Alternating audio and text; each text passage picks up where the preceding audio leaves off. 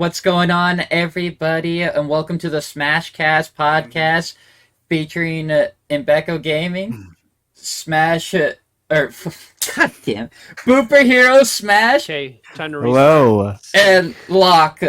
I know it for all of us, or at least on my end, it's definitely displayed differently compared to what we'll be seeing on Booperhero's Smash on his live stream over on TikTok. Yeah. And, well, Lock is just here. Dude, I'm I always mean, here people for a get great an time, inside Right. scoop on my end here. Right. So, Got 62 viewers at the moment. man. Let's go. I don't know what I'd ever do with myself if I saw 62 viewers in a stream. I'd panic. I know exactly what I'd do if I saw 69 viewers in my stream. Nice. So, all right. Let's get into it. How you guys been doing? No, it's been a good day. I didn't get up till noon. I slept all day. Tired from Oh. work. Dude, I worked. That's a lucky thing. I had to do a lot of traveling today. I got me a new cosplay for convention soon. I didn't know you cosplayed. I do sometimes, not every time. Pictures? It's a UA costume for My Hero Academia. Why should I not? Why am I That's not cool. surprised? I've been working on my Escanor cosplay, but muscles are a little tiny. For I that. would. I think I would make a great small Escanor cosplay. Right, that's fair. That's Y'all need to move over here so y'all can hit the gym with me. true. Oh, I would love to. I'd love to. True. But for all the viewers, we are gonna be looking at Ludwig's last chance qualifiers, Ludwig's tournament that he hosted recently with the insane turmoil. I mean, players coming out of complete left field performing extremely well to the return of MKLeo's Joker. What? The most stacked bracket of all time, It was- as they've been saying. Right, this entire tournament And is, then we had some outliers. right, it was this is hyper than the last 8 tournaments. Even it's more exciting than Summit. And Summit's a big deal because it's not necessarily focused on the competitive standpoint, more of the content creation behind it. But even that, people make a big deal over something because it is a big deal. But this, I've heard some people refer to it as Summit times 2. It's just Summit, all the best players coming together, And it bigger than definitely anything we've kinda seen before. Sets the tone, right, for the next summit, I 'Cause- think. not that, and along with the fact that because Panda's big tournaments coming up in December, if I remember right. Yes. Wait, that's Panda? correct. Yeah, Panda's been this is Panda why it's Global. called last chance qualifiers, because this is your last chance to qualify for the Panda tournament that Panda Global's putting together. But I can't remember if it's in November or December. I believe it was December. Really? Yeah, so that was the big point of these players to do really good in this tournament, and I think that's kind of why we saw a lot of players kind of play their hearts out, giving us these most insane plays. Yeah, Leo took the first serious run he's had in a long time. He said he was going to try hard, and he went through with it. Well, Leo wasn't even. He had planning on to showing prove up. himself. Leo There's wasn't even going to show up. definitely a lot to unpack about Leo that we will probably get to Right? later. Because fortunately, guys, I have finished the playlist. Perfect. So let me get the playlist pulled up. And then Okay. we can start getting over these sets and start Right. unpacking some wicked Smash content, right? Yeah, right. For Ignore sure. this ping. I'm just letting the server know the podcast has started. Okay. So Big D went on a rampage during his time at Summit. Came out of nowhere unexpectedly. Started dominating. Not only was it dominating, it was, when you see a Big D set, I've never been disappointed. You don't see a lot that play like him, especially with the characters he plays. Right, the good old ice Right, climbers. like he's definitely. I've even seen my Twitter feed has been just blowing up on this tournament, and one of the things that I saw that was more in line with your probably your Smash hot takes is Icy's being top tier. They definitely, I think, are going to be considered a little bit maybe better than they used to be, Right. probably from the results of this.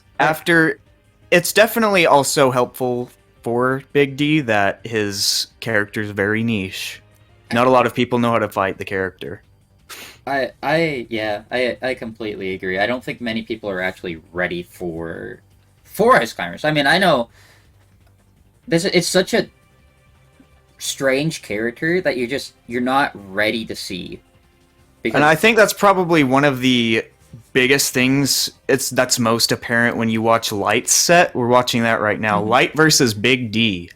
Big D 3-0ing Light in this tournament. Oh, I didn't know it was a 3. I haven't watched anything past. Oh, yeah, he 3-0'd Light. Light being number 1 seed in the tournament. Dude, I that's think crazy. Big D being one of the bottom seeds here. I think he was one of the bottom seeds. Didn't Light take first in the last major? Light? The last big major that they've had? Who was it that he fought in that? He did win something recently. I think it was against a Japanese player. Right.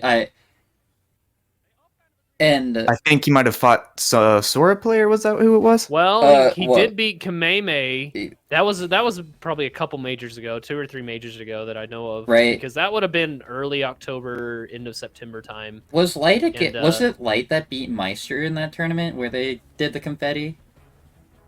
No, that was Onin. That was Onin. Where Meister had taken one match off of Onin. Right, and with Sora. I But still think that's funny.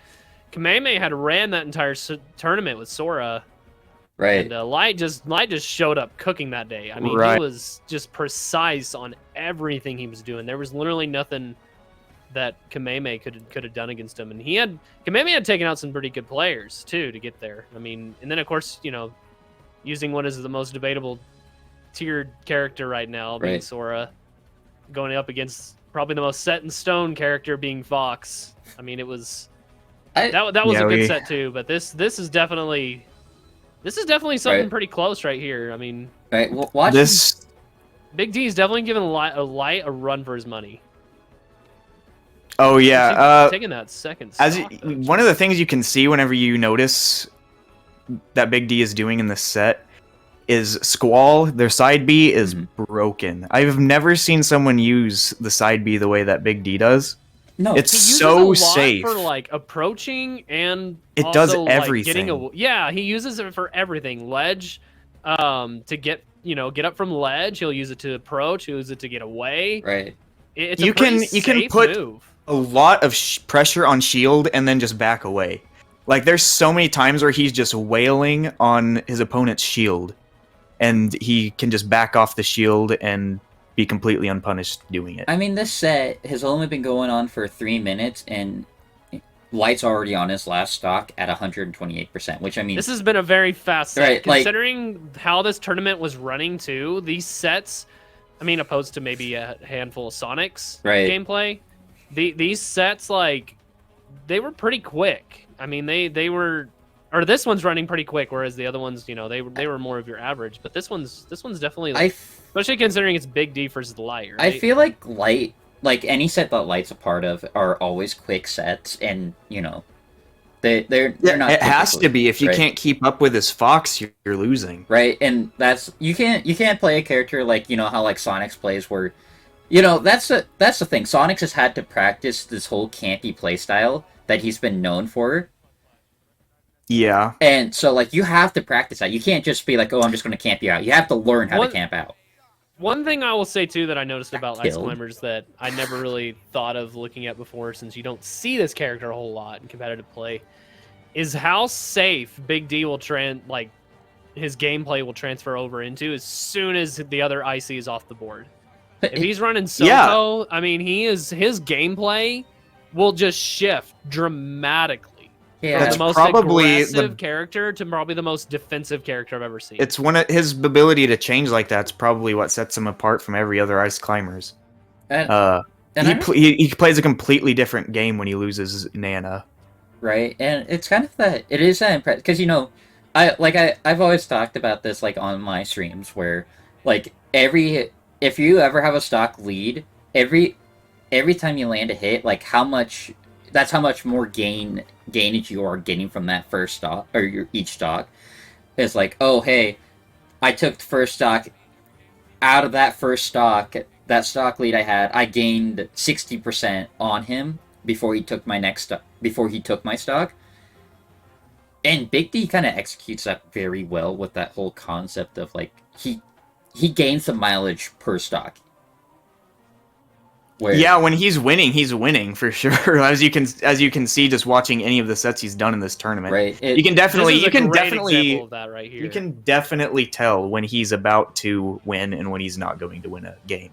In this tournament. When you're running, especially when you're running Sopo, if you're behind, I mean, you're playing probably the hardest catch-up game that you'll ever be playing in this game. Because hold up, I mean, you're going to be probably running out of clock time if you're running Sopo. Why is Light already down at one stock? Yeah, this has been. That's one of the things you learn. You learn during these sets that he's been running during the Invitational is Ice Climbers is surprisingly good at just destroying stocks. It's so. The amount of pressure he's been putting on Light's shield is incredible. Like with the desync down B. Right.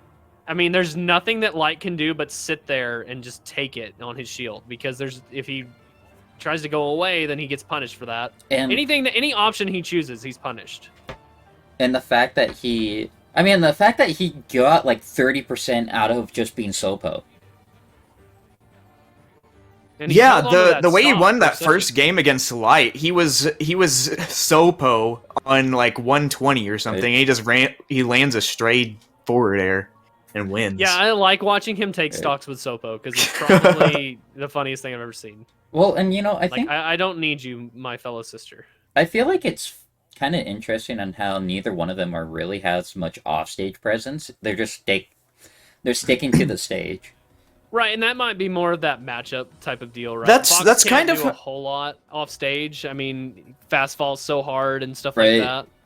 And then that's kind of how the meta's been progressing as well. If you think about it, a lot of the best characters in the game are starting to be characters that don't have to go off ledge. Right, and they just kind of take full advantage of stage control. Yes, guard you. Yes, that's where the meta's going. Right. Ledge guarding is changing for sure. Which I mean, like I feel like it's needed, but I mean, like that's kind of the whole. That's where I view like the fall of Aegis. Or Pithra, however anybody views the character, where it's like, because I look down, like, there will always be a good character. Look at that, 50%. That's the way I see it. The Smash Ultimate, since it's come out, has gone through 3 big meta changes. Right, when the game first came out, all the best characters were super gimmicky.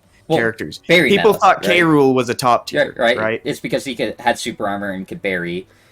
That lasted about 6 months. Then the second thing was every character was based off how they played their neutral. Right.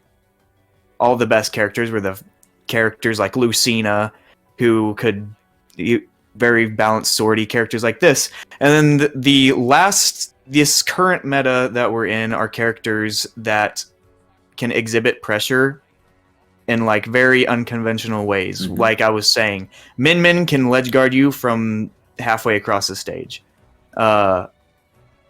Steve it's a lot of it does come in with their ledge guarding. Characters with certain ledge guarding abilities that are really good tend to be the best characters right now that we're seeing. And it's definitely. So my question to that then, Boop, for you, what characters do you think would you like to see more of with a shift in meta being with ledge trapping and stuff like that? Because y'all probably know what my personal take would be on what character I'd like to see at least bumped up due to that.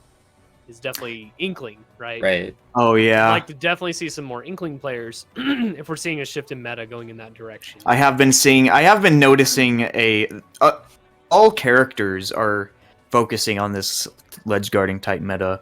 And I have been seeing a lot of Inkling players there's not a lot of them now, but the ones that are around definitely working on their ledge guarding with like splat bombs and stuff. A lot of characters are finding a very similar way to ledge guard, is what I'm getting at. Well, right. To answer your question, that's kind of hard because we're kind of already seeing what characters are doing that the best, but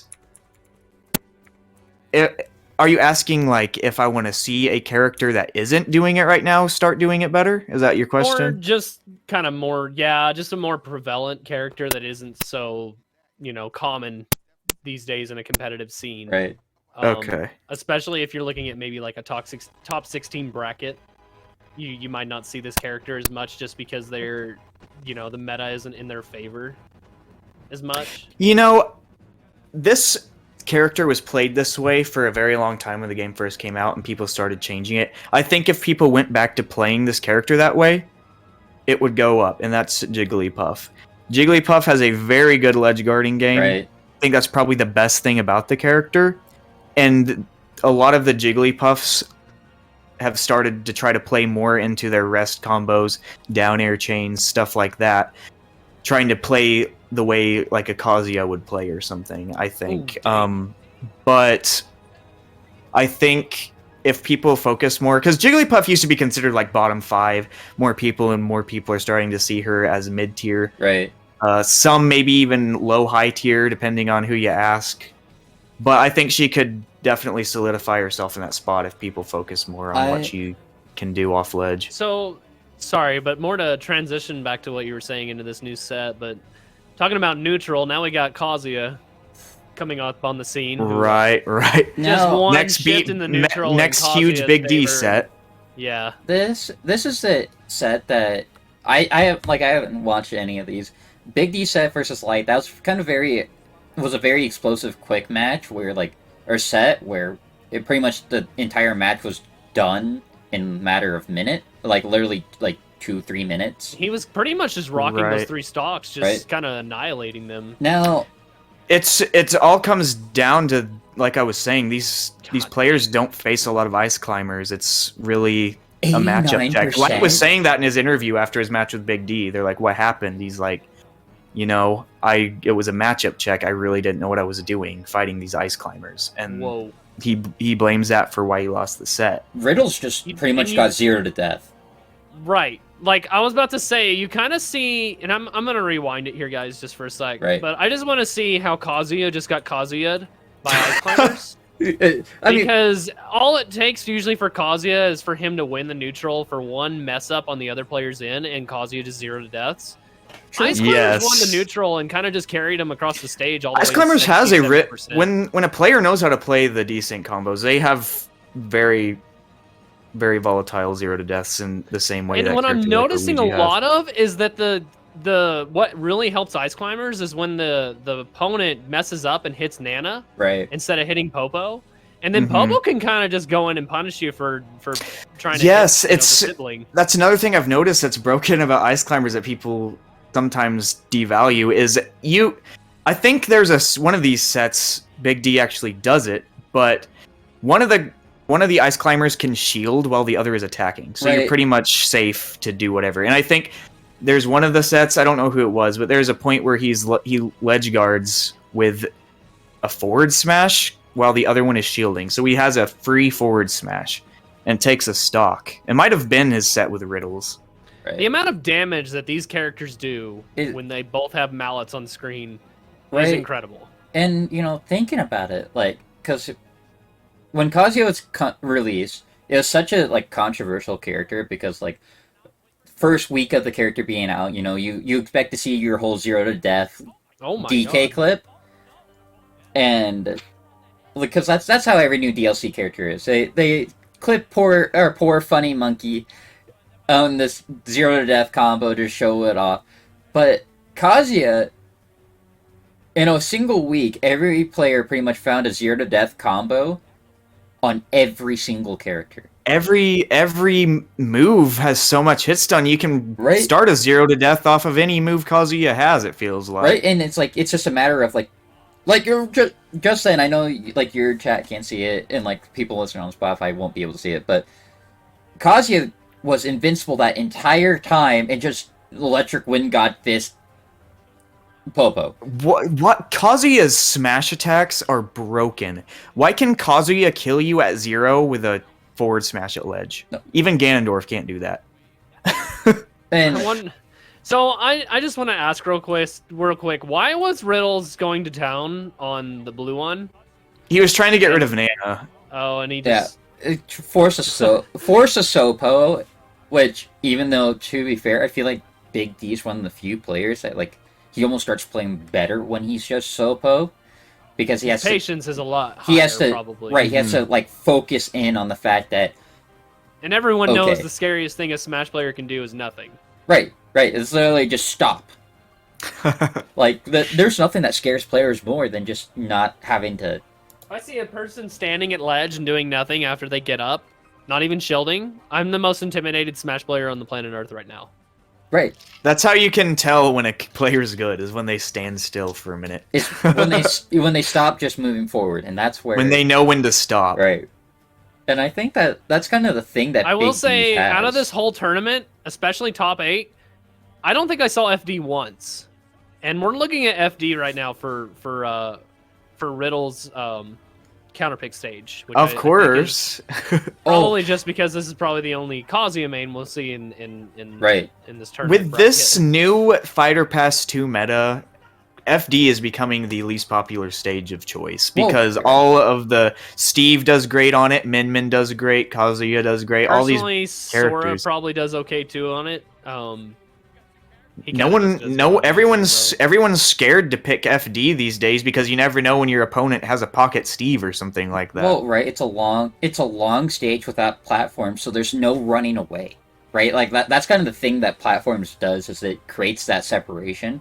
I mean, like, is it a combo lengthener for some characters? Sure. Like, Mario goes to ham with platforms. But like, characters like Kazuya and like Steve, who they have horizontal combos. Right. Boop.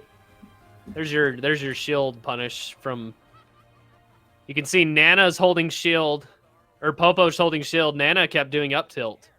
Right. So you literally have an attack coming out while you're holding shield yourself, Yeah, which is it's really incredibly good. busted. Which I think, back to this whole, like, no one goes on FD, it's because all these new characters just have horizontal combos. Longer the stage, the more likely their combo is to work and kill. Because the fact that, oh, hey, I went from Or 0... they don't need Right. platforms like some characters might need them, as opposed to Steve being able to create its own his platform. own stage, essentially. Or Kazuya with his 57 different tilt attacks. That's like, I don't You need can definitely see how frustrated Riddles is right now. Right. Yeah, he's at a loss. You can He definitely doesn't- see it in his face. And Big D's feeling pretty confident, right? Like When you're 2 games up, you always feel confident. Riddles has to win 3 in a row. Yo, to and we take this just from saw him. how these games are going. Yo, if, Big if D Riddles wearing is an going the Escanor Richter shirt? too, if you're forcing Riddles to pull out the Richter, then you're doing pretty good. You're Right? sitting pretty. Wait, Riddles has a Richter? That was his One of original his- main. He mained Richter before he mained Terry. That's Yeah, kind it was of like funny. before he decided to use all the fighting game characters, he was a Richter main.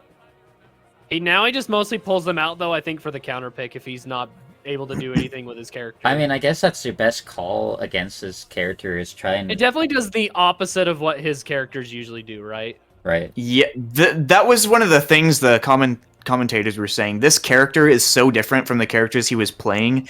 They were not sure that this was the best option because they're like, can you really just go into this pretty difficult Different character so mindset cold? of gameplay. Yes. Right. And He hasn't played this character in months, and he just pulls it out here. And as you can I mean, see when if you're you at watch the games- set, how it goes. If you're at 2-0, right? Like, I mean, you're pretty much looking for any Yeah. sort of Hail Mary that you can get.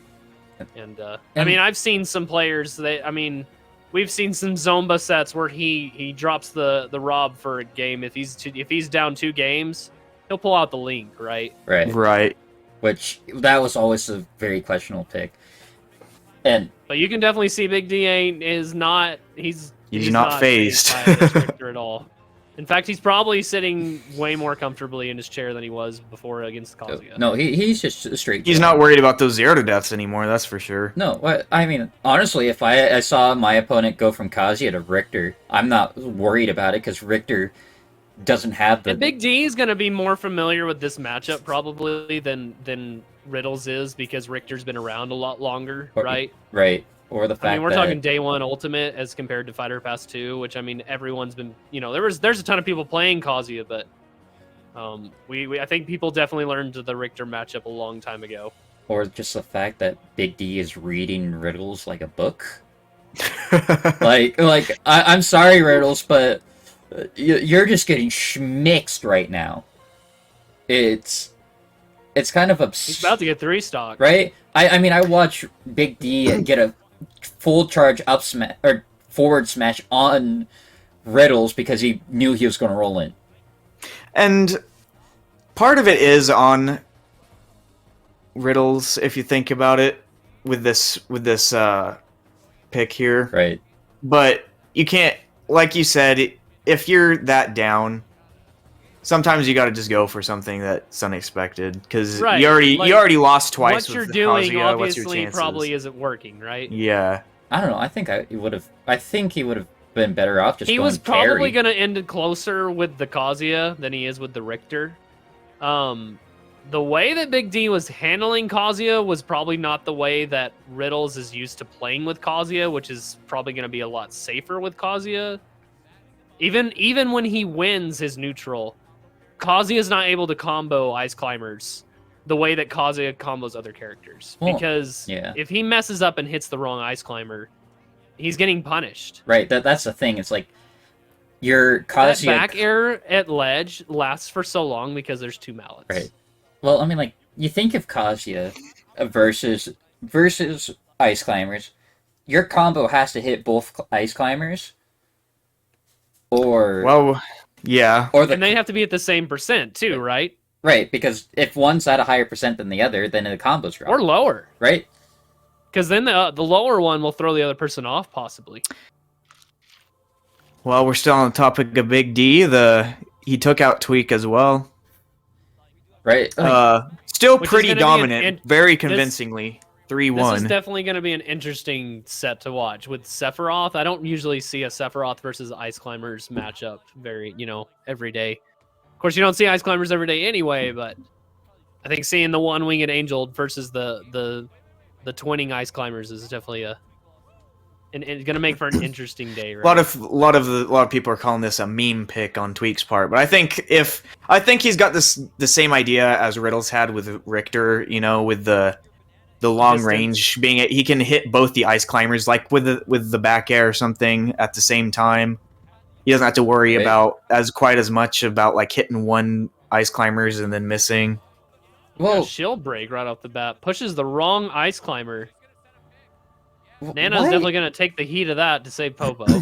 I mean, like, I know that's going to force us Sopo earlier, but at the same time, I feel like I think he probably could have actually killed. He could have just if he would have just left her there. Well, or just the fact that there's a gap in between the two of them, he could have just hopped in between. He had enough time.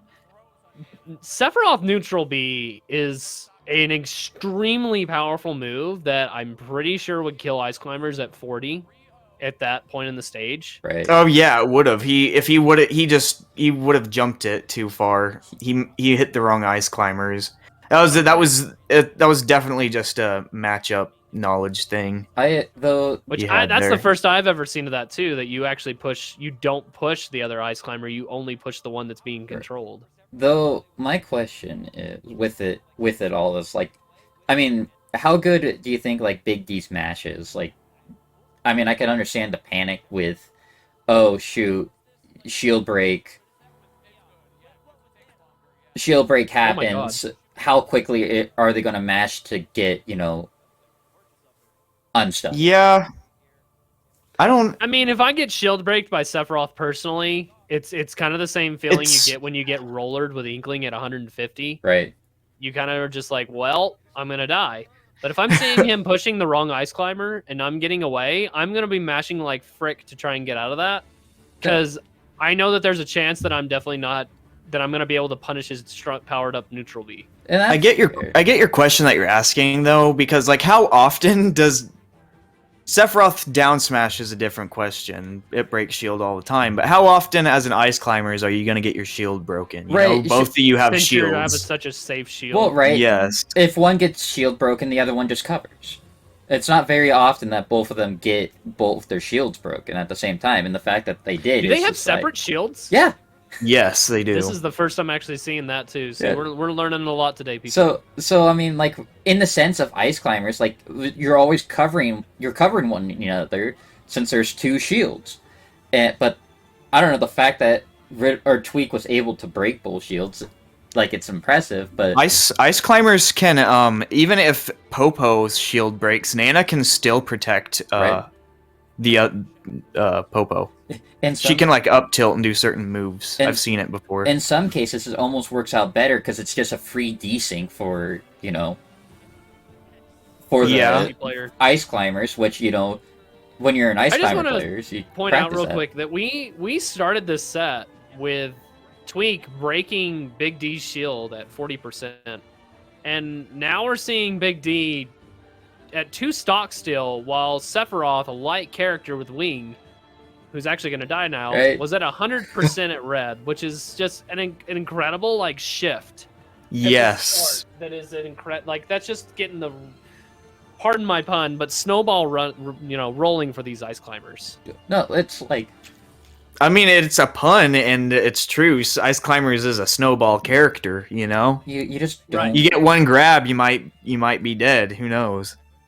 Even down B, you land that desync down B, and you're, that's either going to put them in ice or also just do a ton of shield damage and do also a lot of damage in general. Right. Yeah, no, I find this entire this set is just it's something else because and then of course he makes a switch to Diddy because he loses the Sephiroth match. And I would like to point out that I have seen 2 people now against Big D's Ices that start off their second or third set very distressed and shaking their head. Right? Right. Well, it's kind of like how I felt when I fought your Joker the other day. I'm like, I don't know what to do. Like, because even if you play online to warm up, this is how seen ice climbers. This is how Leo looked when he fought Tweak's Diddy at Summit when Tweak won that Summit. He was like, what do I do? right. Like, what do you do when you fight? And that's the issue. I think that's an issue a lot of players are running, or pro players are running into. Is like, I'm not fighting these matchups. I don't know. These low tier mains are coming out of nowhere too.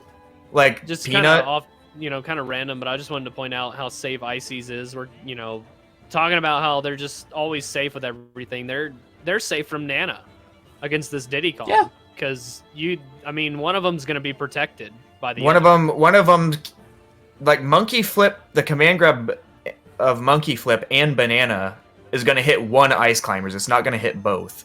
Which I think that honestly, the Sephiroth was probably a better matchup for this instead of Diddy Kong, because I feel like a lot of things that Diddy Kong needs to get the kill is kind of just nullified by these characters. Right. And I feel that same boat, kind of just like, what do you do? What?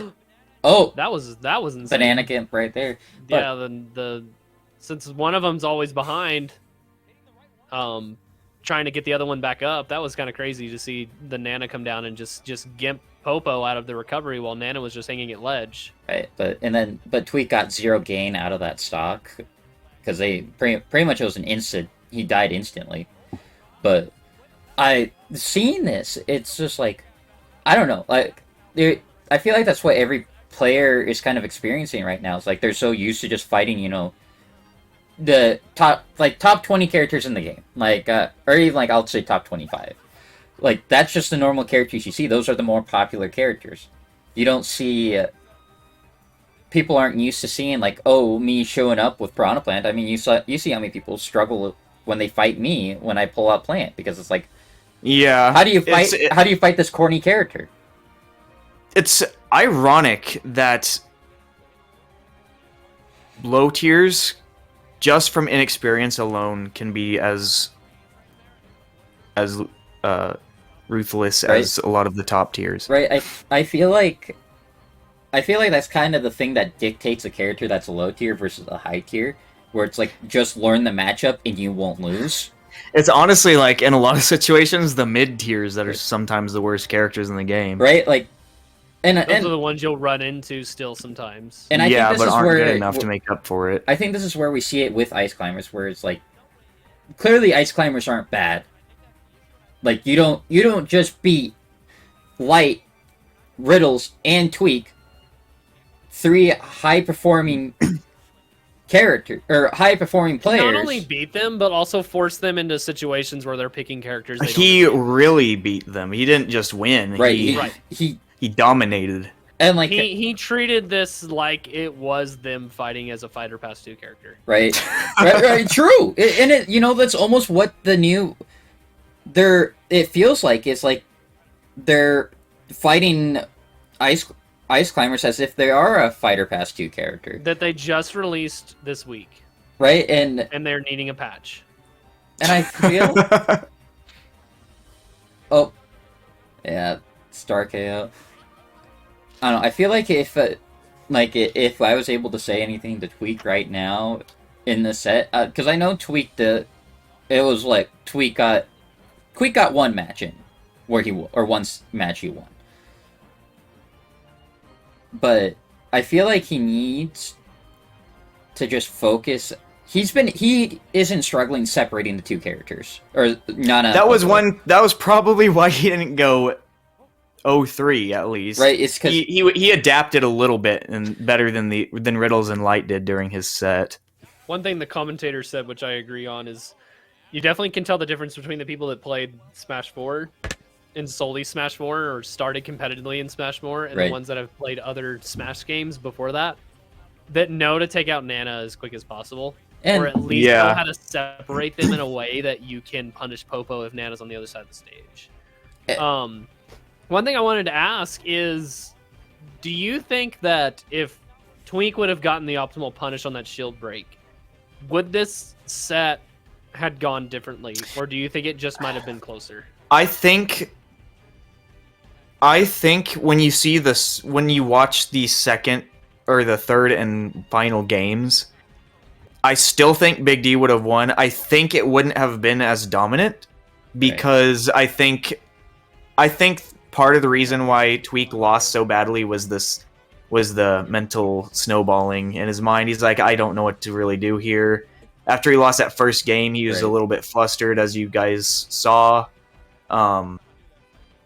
If he would have won that game, I think Tweak would have been a little bit more confident in this set and played a little bit better. Because that's always been something Tweak has struggled with. Anytime he loses, when he's confident, he's one of the best players in the world. Arguably the best, who knows. When he's unconfident, he struggles pretty bad, as he did in this set here. You can kind of see him really frustrated with trying to do a ledge trump on Nana there. If you look on the bottom left, he's definitely upset that he got punished for trying to punish another character, right? I feel like something you have to really learn in this matchup is you can't always try and get Nana off the screen. I mean, we saw that with Riddles, right? If he would have ledge guarded, there's plenty of times where he has both of the Ice Climbers on opposite ledges. That's a perfect time to just go and get rid of Popo. Well, Popo has bad recovery without Nana, so if you have Popo off the ledge, you don't have to kill just push Nana. And Popo off the other side. Yeah, that's what I've noticed a lot. Like watching this right now, is like they're on polar opposite sides of the stages, but he's going to go for Nana. Even honestly, I just think you just single out Popo. Because it's easier to stay in kind of hindsight playing too, more of a free-for-all type of game, right? Which is, I think, crazy. I mean, both players are definitely playing. One's playing kind of like a doubles match, and the other one's just playing free-for-all, where Tweak is going to be hitting both at the same time, right? He'll be pushing them as far apart as he can. Whereas if Big D sees Nana starting to get pushed off the screen, he's going to go off to try and help. Right.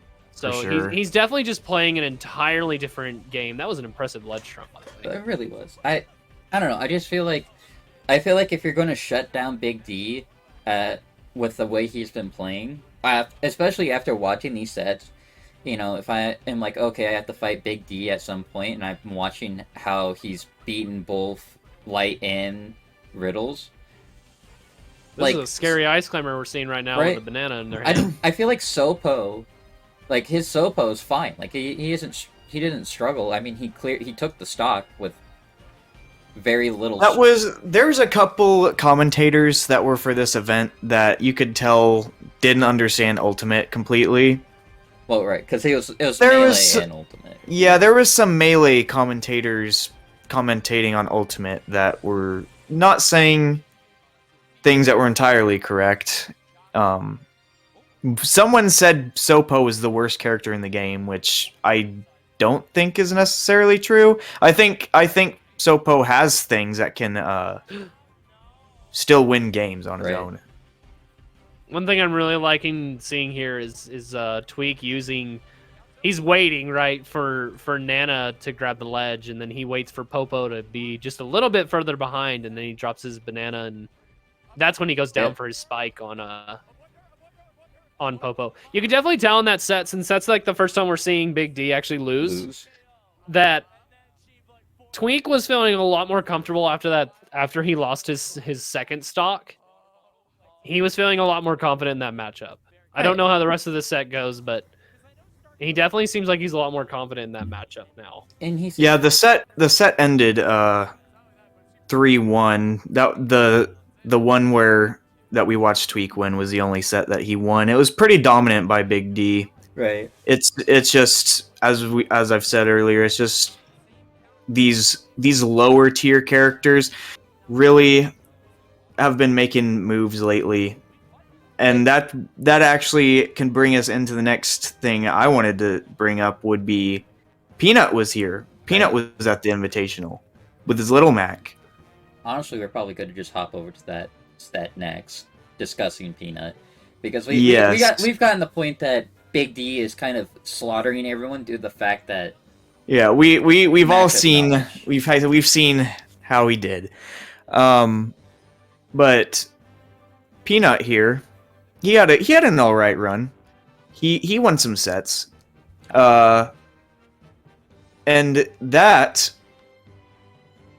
Wait, hold up. What are we looking at here? This is okay. This is Quinn versus Peanut. I was like, why did Quinn use the nut as his name but not Peanut? Right. I was confused. Pay no there. attention to the memes down here. Only pay attention to the series stuff at the top. I lost my train of thought. Anyways, Little Max, especially with Peanut, been getting a little bit more popular lately. How you guys feel about that? I hate fighting Little Mac so much, but it's also because, like, no matter how much I fight Little Mac, and I mean, I've been fighting Little Mac since I started ever streaming. Like, my first follower was a Little Mac main. Little Mac mains are passionate about their character. They think they are the number one player in the world. And they every single one of them. they're very rarely, especially in the competitive scene, what I've noticed is they very rarely will drop them no matter what their stats are. Definitely. And the fact that's what I'm saying. Yeah, so I mean, like, I think I truthfully think like Peanut is probably like the best Little Mac. At this point, I think it's pretty. If not that, he's definitely the most popular. But like, even though, like, the only reason Little Mac's bad is just the fact that he can't recover. That's the only reason. Even then, like, he can recover on stages like PS2 and Kalos with no issue. Which I kind of wanted to go back since we're talking. I mean, this is great. Kind of waited. I'm glad that Booper said this earlier. With the meta evolving the way that it is, do you think that like there might be some hope for him then? If it's not so reliant on off-stage control and more so on ledge trapping and stage control, which is like stage control being Little Mac's biggest strength. Right.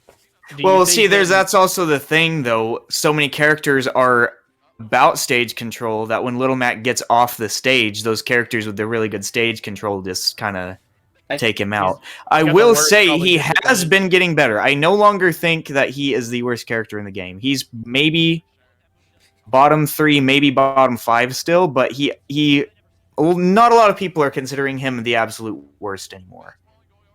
Because we're seeing good players that are showing he can do some stuff. He has some combos, despite popular belief. Right now, my character is bottom 3.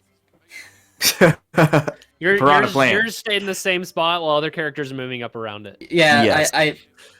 I think that Little Mac is just has better presence now. I feel like as much as like people Peanut like, made that reality. A lot of people picked up Little Mac because of Peanut. I just kind of wanted to point out here how well. I mean, we know Peanut's a great player and all, but he did a really good job of making sure he was able to get back on the stage. Which I mean, that is the thing that sets him up. Sets him apart from all Little Macs.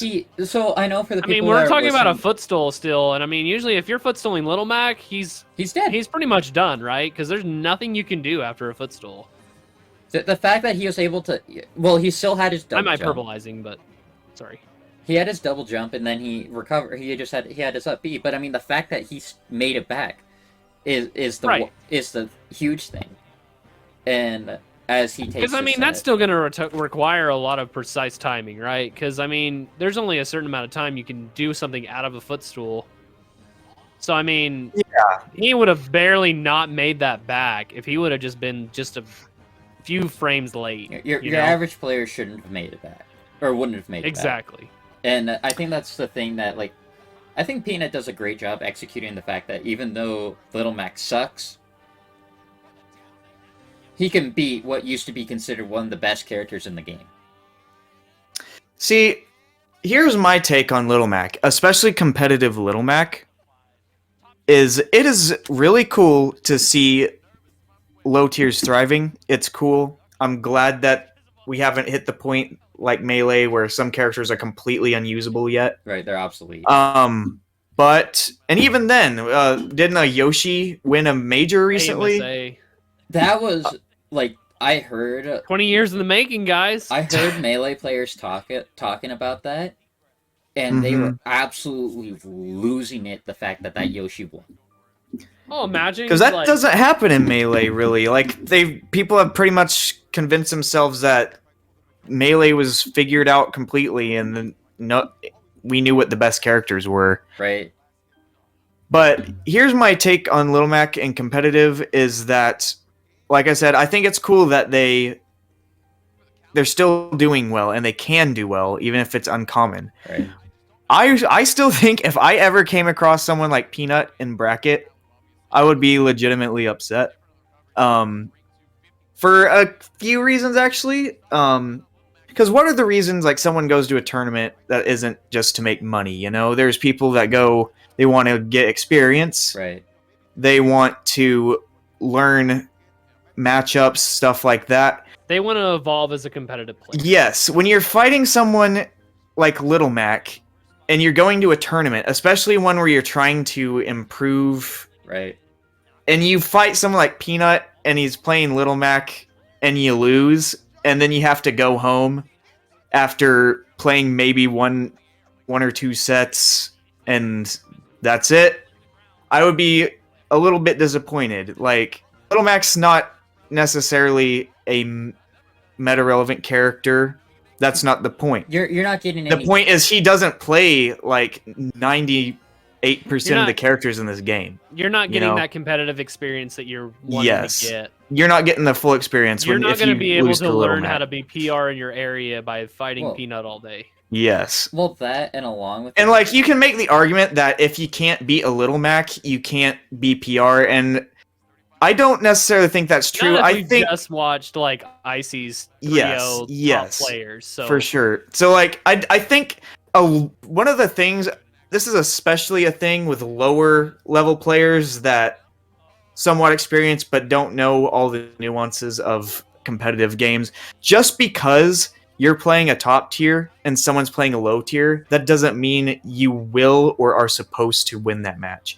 It's really discouraging for people when you're playing Pikachu and you lose to a Ganondorf and someone says that you should have won that match. The game is deeper than the matchups. Right. I think our common, if not just average players, have made tier list such the religious point of view of this game that that's what they rely on for almost every bit of results that we've ever gotten with this game, which is not entirely true, because even for that, we've seen it in your own chat where people don't know who they want to main just because they're the one they feel comfortable with, the characters they feel comfortable with are low tiers. Yeah, Nothing wrong they're with You that. can go to your local and still take first with a low tier character. Just because it's not doing, it might not do as good in competitive play at these top levels, but you're not a top level player. But like even at top level play, Little Mac, especially Peanut specifically, he's not won anything huge, but he has beaten really good players. And if you're telling me those players are bad because they lost to a Little Mac, then you're wrong. I'm sorry. There's definitely that line there, right, of your player versus your character, where Yes. I think people rely too much on the player or on the character as opposed to the player. I think I just saw we'll Little talk Mac about it more stop later when we get to Leo's sets, but Leo is the reason people think that Byleth is so high. If it wasn't for Leo just taking the character as far as he has, I don't think Byleth would be as popular as she is now. Well, let's talk about that. Where, I mean, not necessarily specifically about Leo, but what Leo just did. about results wise for your character. Well, it's like that's the whole reason I picked up Byleth, is Leo showed what this character could do. Because, like, I've wanted to. Don't get me wrong, he main definitely Byleth. brings things in the spotlight, right? Right. I think that's the big take I get from watching pro players. Is like, I can understand how this character works at an optimal level, and I can try to replicate it in some form of being like, okay, these are the options I should take from it, rather than like. It's not more so that your character's better now. It's just that those things that your character's strengths were that you maybe did not know before. Now you know what your character's strengths are and what their weaknesses are, which, that's what everyone needs to know. And I think Peanut definitely shows, like, that's why it's a big topic of what Little Mac's strengths versus weaknesses are. His weaknesses definitely outweigh his strengths when in comparison to other characters, right? 100%. But it's only because of Peanut that we probably know that. Right. And that's kind of how I think that's the great thing about pro players. I mean, there's pro and cons of watching competitive play.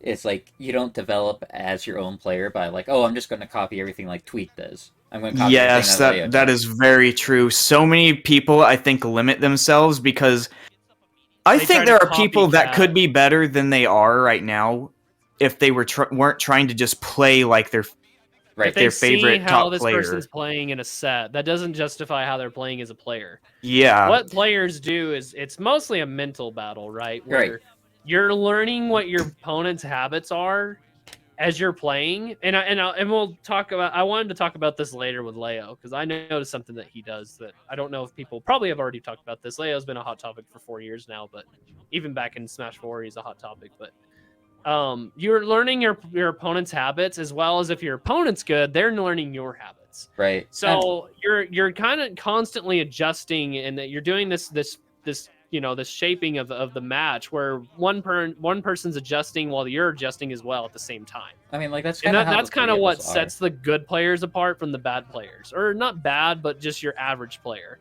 When you get to that above average level, you're actually just a person that is really good at reading your opponent's play, right? As well as limiting your bad habits. I mean, I'm not saying these top players don't have habits. They all have habits. Everyone has habits when they're playing this game. It's just that they've adapted these habits that are not necessarily good habits, but less punishable habits.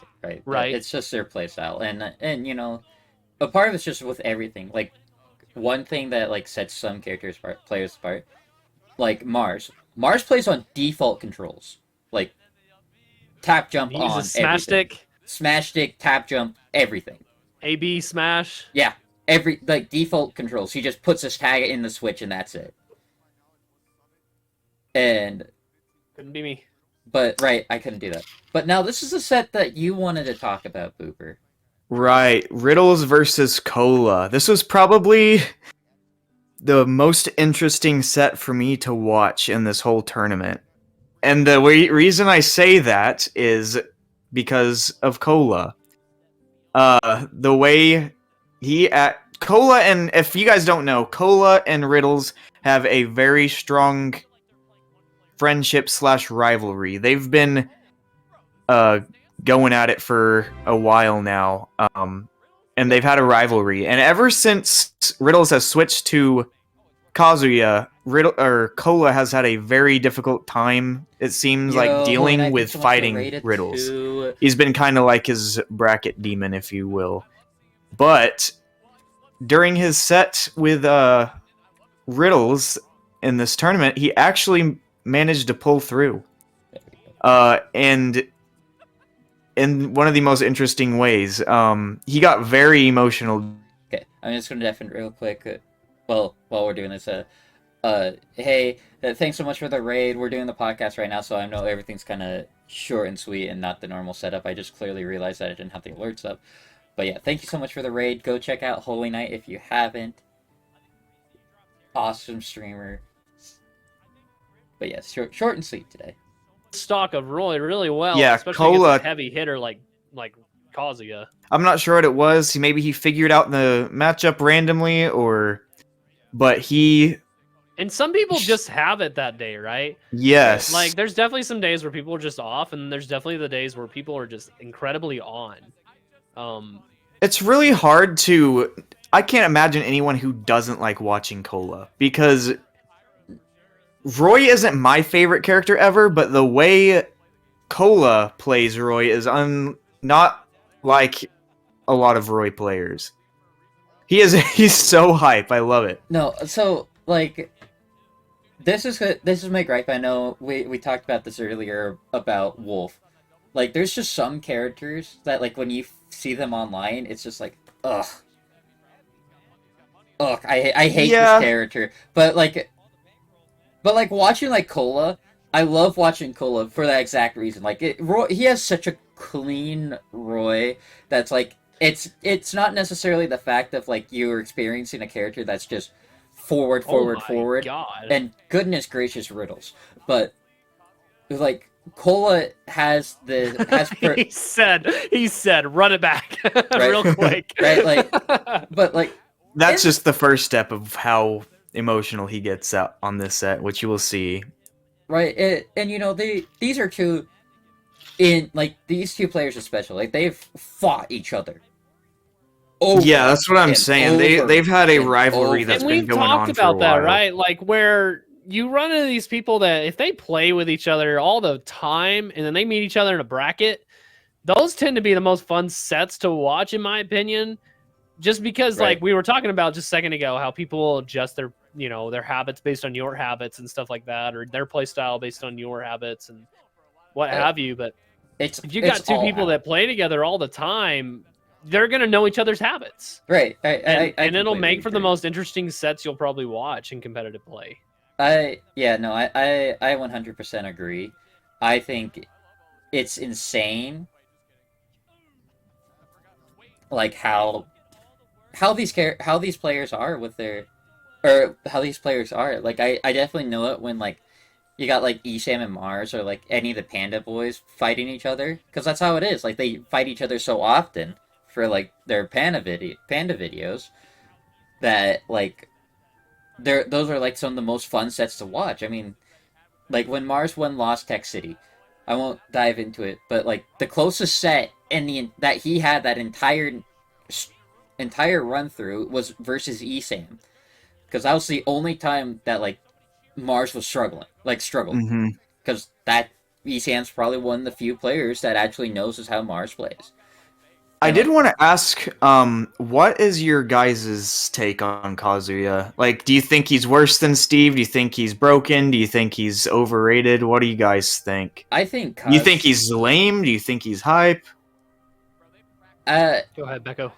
Okay, here is my take on it, and it might be a hot take with this. I find, like, watching Kazuya, like, it's explosive, but boring.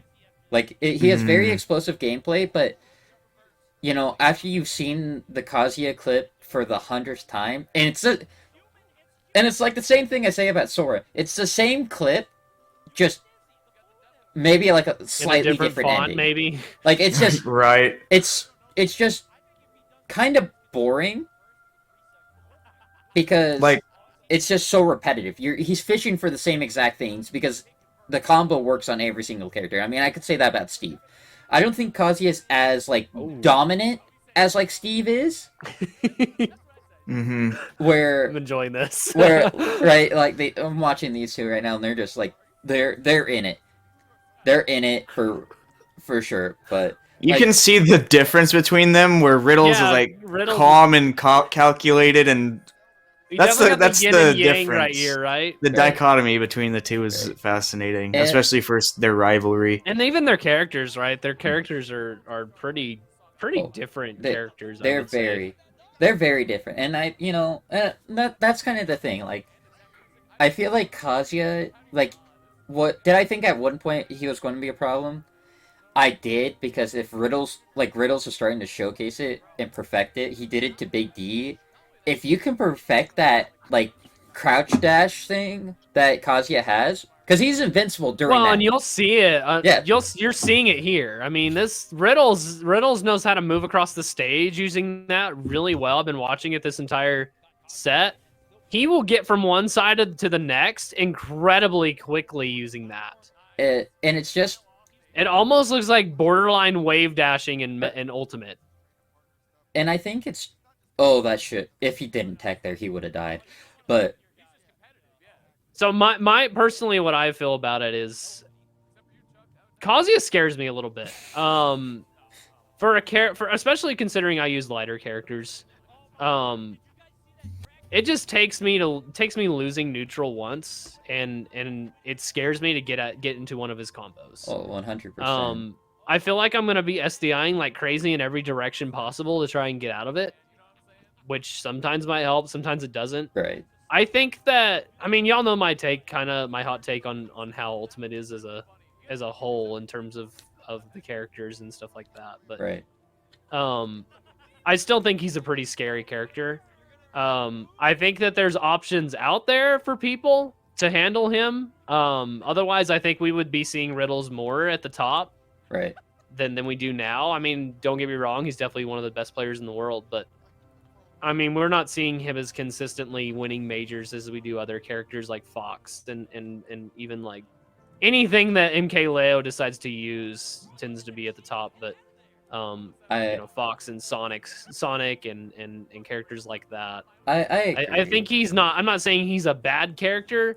I'm just saying that he's scary, but there's still options out there to deal with it, as well as play styles that I think handle Kazuya. Because I do think that Kazuya is played one way, and only one way only. I don't think he's necessarily a character that can change his play style very much. Right, and I think that's definitely once the counterplay is developed for the character, I feel like it's kind of going to be just like a blowout for the character. Kind of, whereas like a character like Steve, there's so many different ways to play that character that you don't have options. That is a good point, you know.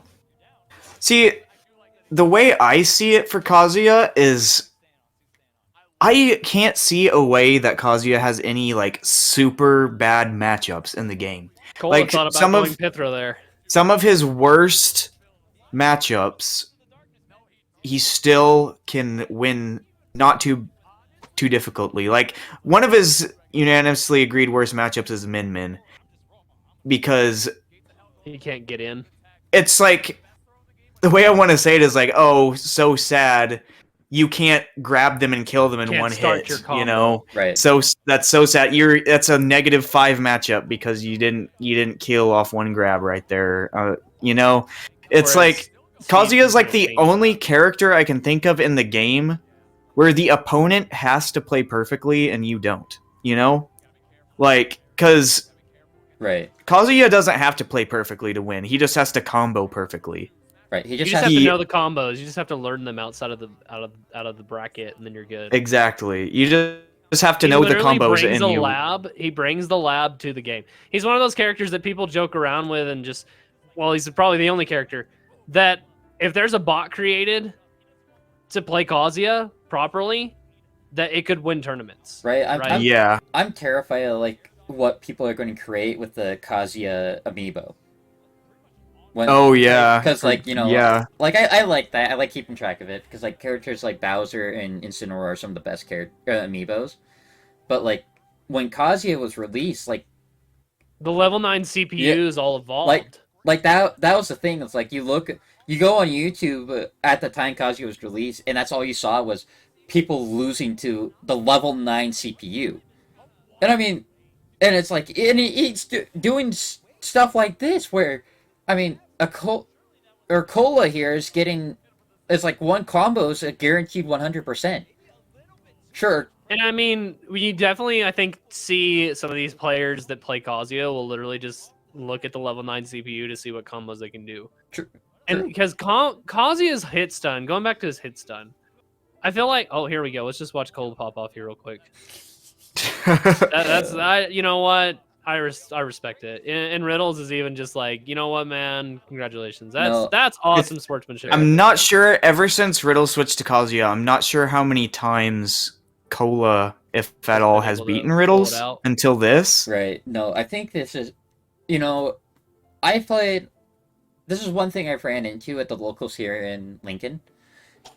I fought the PR player in the area, and he kind of plays whoever he wants. He was playing Kazuya in my set against him. Mm-hmm. The guy steamrolled me because I was doing fine keeping my distance with Byleth, but the second I missed one like fair to keep him off me, or one nair, I was dead. He killed me. That was what I'm saying. Like, you have to play perfect, and the Kazuya doesn't. No, even if you're playing Min, because I've done this before, I'll be playing Min, and I will be spacing perfectly. I'll get Kazuya off the edge, do everything I'm supposed to do, get him up to like 100% without taking a hit. Right. And then all it takes is one missed tilt attack, and then my character's done for. Right. That's the stock at 0%. It takes one interaction. Like you can't mess up once.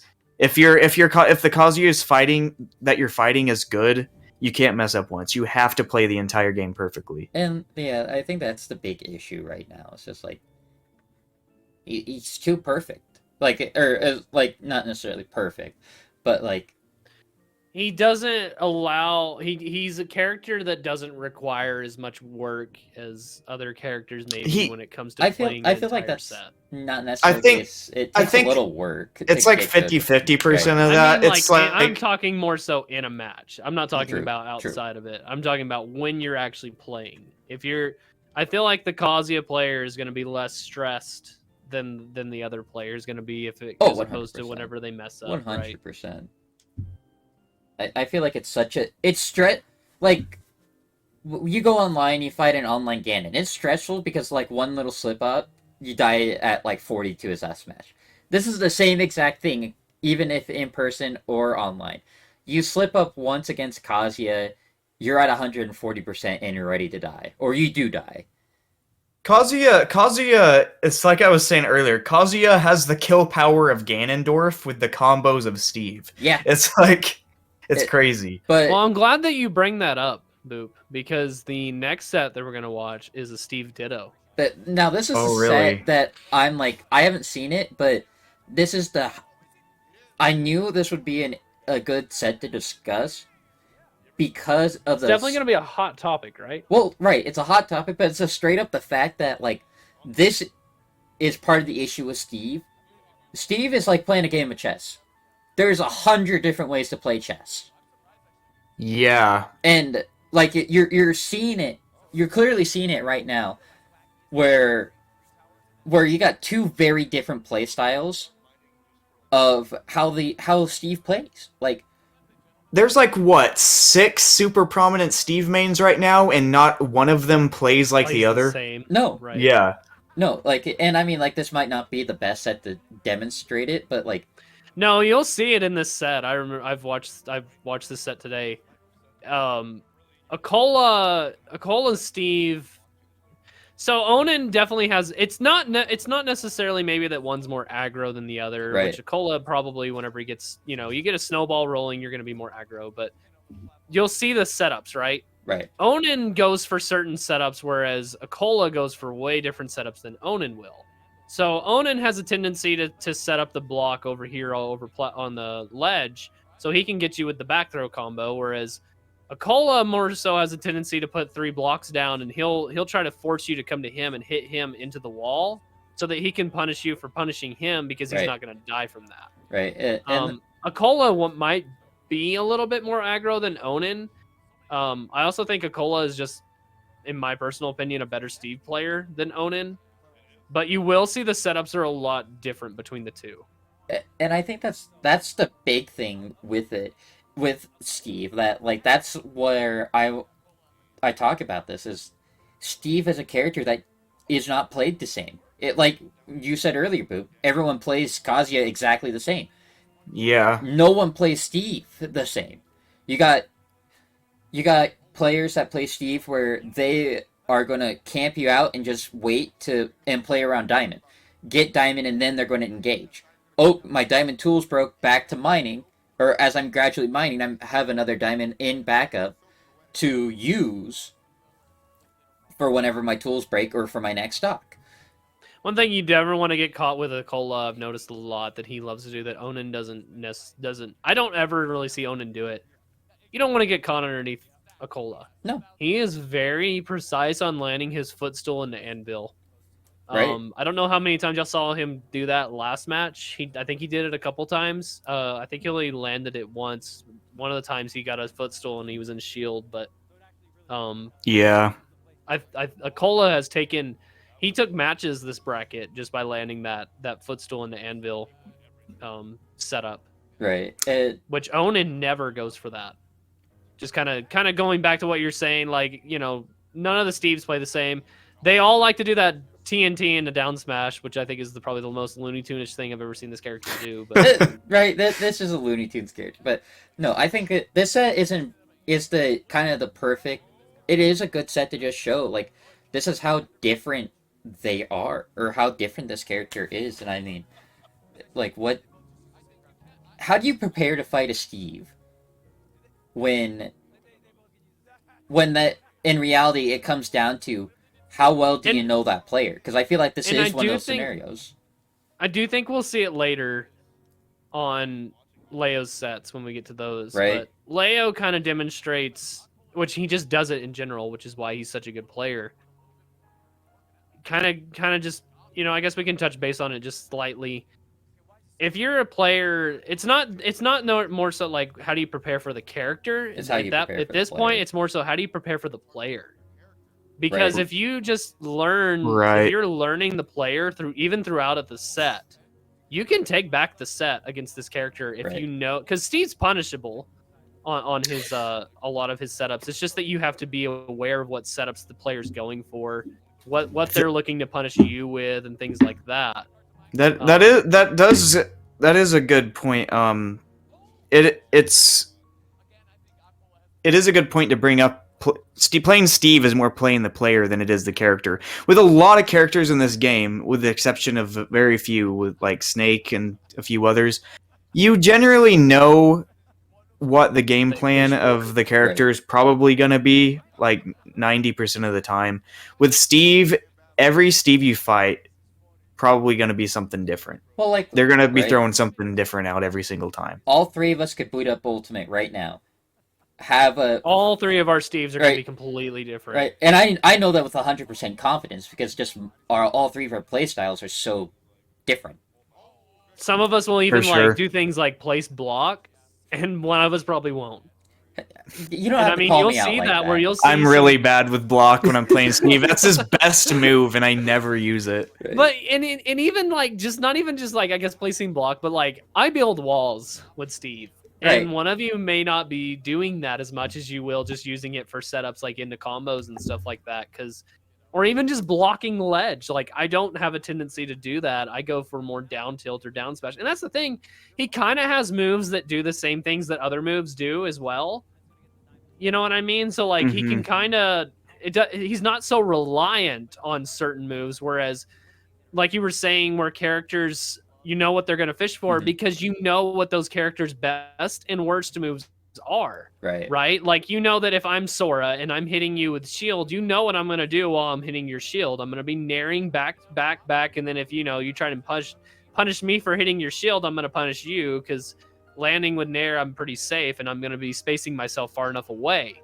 And a lot of Soras will do that. You'll see Soras doing the same thing over and over again. They'll be hitting your shield with nair. They'll be casting Firaga to stall themselves out in the air over stage, stuff like that. Whereas Steve, he's not so reliant on things, so that he can be pretty versatile with all of his moves. And I mean, like, and even like, yeah, exactly. I think that's the thing, is it's so. And you know, thinking about it, like, oh, Steve has multiple moves that kind of does that same thing. Even though he has this multiple moves that does the same thing, they have different uses, right? Where like block is the best example of that. That move does everything. It's the best move in the game. It covers everything. Right. It's a recover option. It can stall. You can camp with it. It can protect you while you're mining. You can zone with it. It extends your combos. It does everything. Right. It can stage spike even. Like you can force someone to miss a tech sometimes and get an early kill. Another example of a move that does pretty much not exactly the same things that TNT does, but and you did say TNT a second ago, correct? Me? Yeah, you were. I said block. Oh, you said block. Okay. Yes. Well, I mean, TNT and Anvil kind of do that too, right? They can kind of cover a lot of different things at the same time. You can use down air as a safe get back to stage whenever you're trying to, you know, whenever someone's trying to juggle you. I've seen players use it as a ledge guarding tool and things like that. So, like, you know, you're talking about block. Anvil does that too. Down tilt, down smash, they're all pretty different as well. They don't behave the same that those types of moves are locked into other characters with, like, kind of like with Byleth down smash, you're kind of going for that roll read type of things and stuff like that. Right, exactly. Like every time, if you're playing Byleth, every time you're trying to land a down tilt, it's because you're trying to combo into up air. Right. That's pretty much always the case.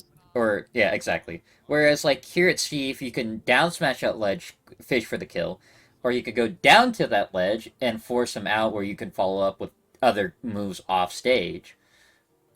And kind of speaking about down tilt a little bit too, it can be used as a ledge guarding tool as well as a combo starter with him. Right. Because it does have that ability to fall down past ledge as well as send you at an angle on stage when you're at 20, like, low percents to start a combo.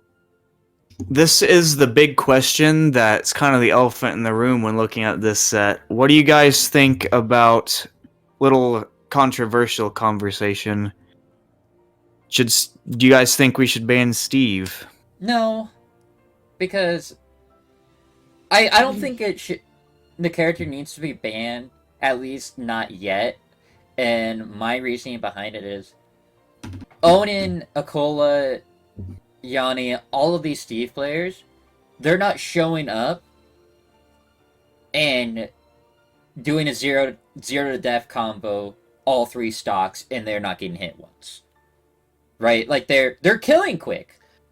And they're doing these insane combos, but they're not, like, Meta Knight oppressive in Brawl, or Bayo oppressive in Smash Fall. Or even Icy's oppressive in Brawl either. Right, where...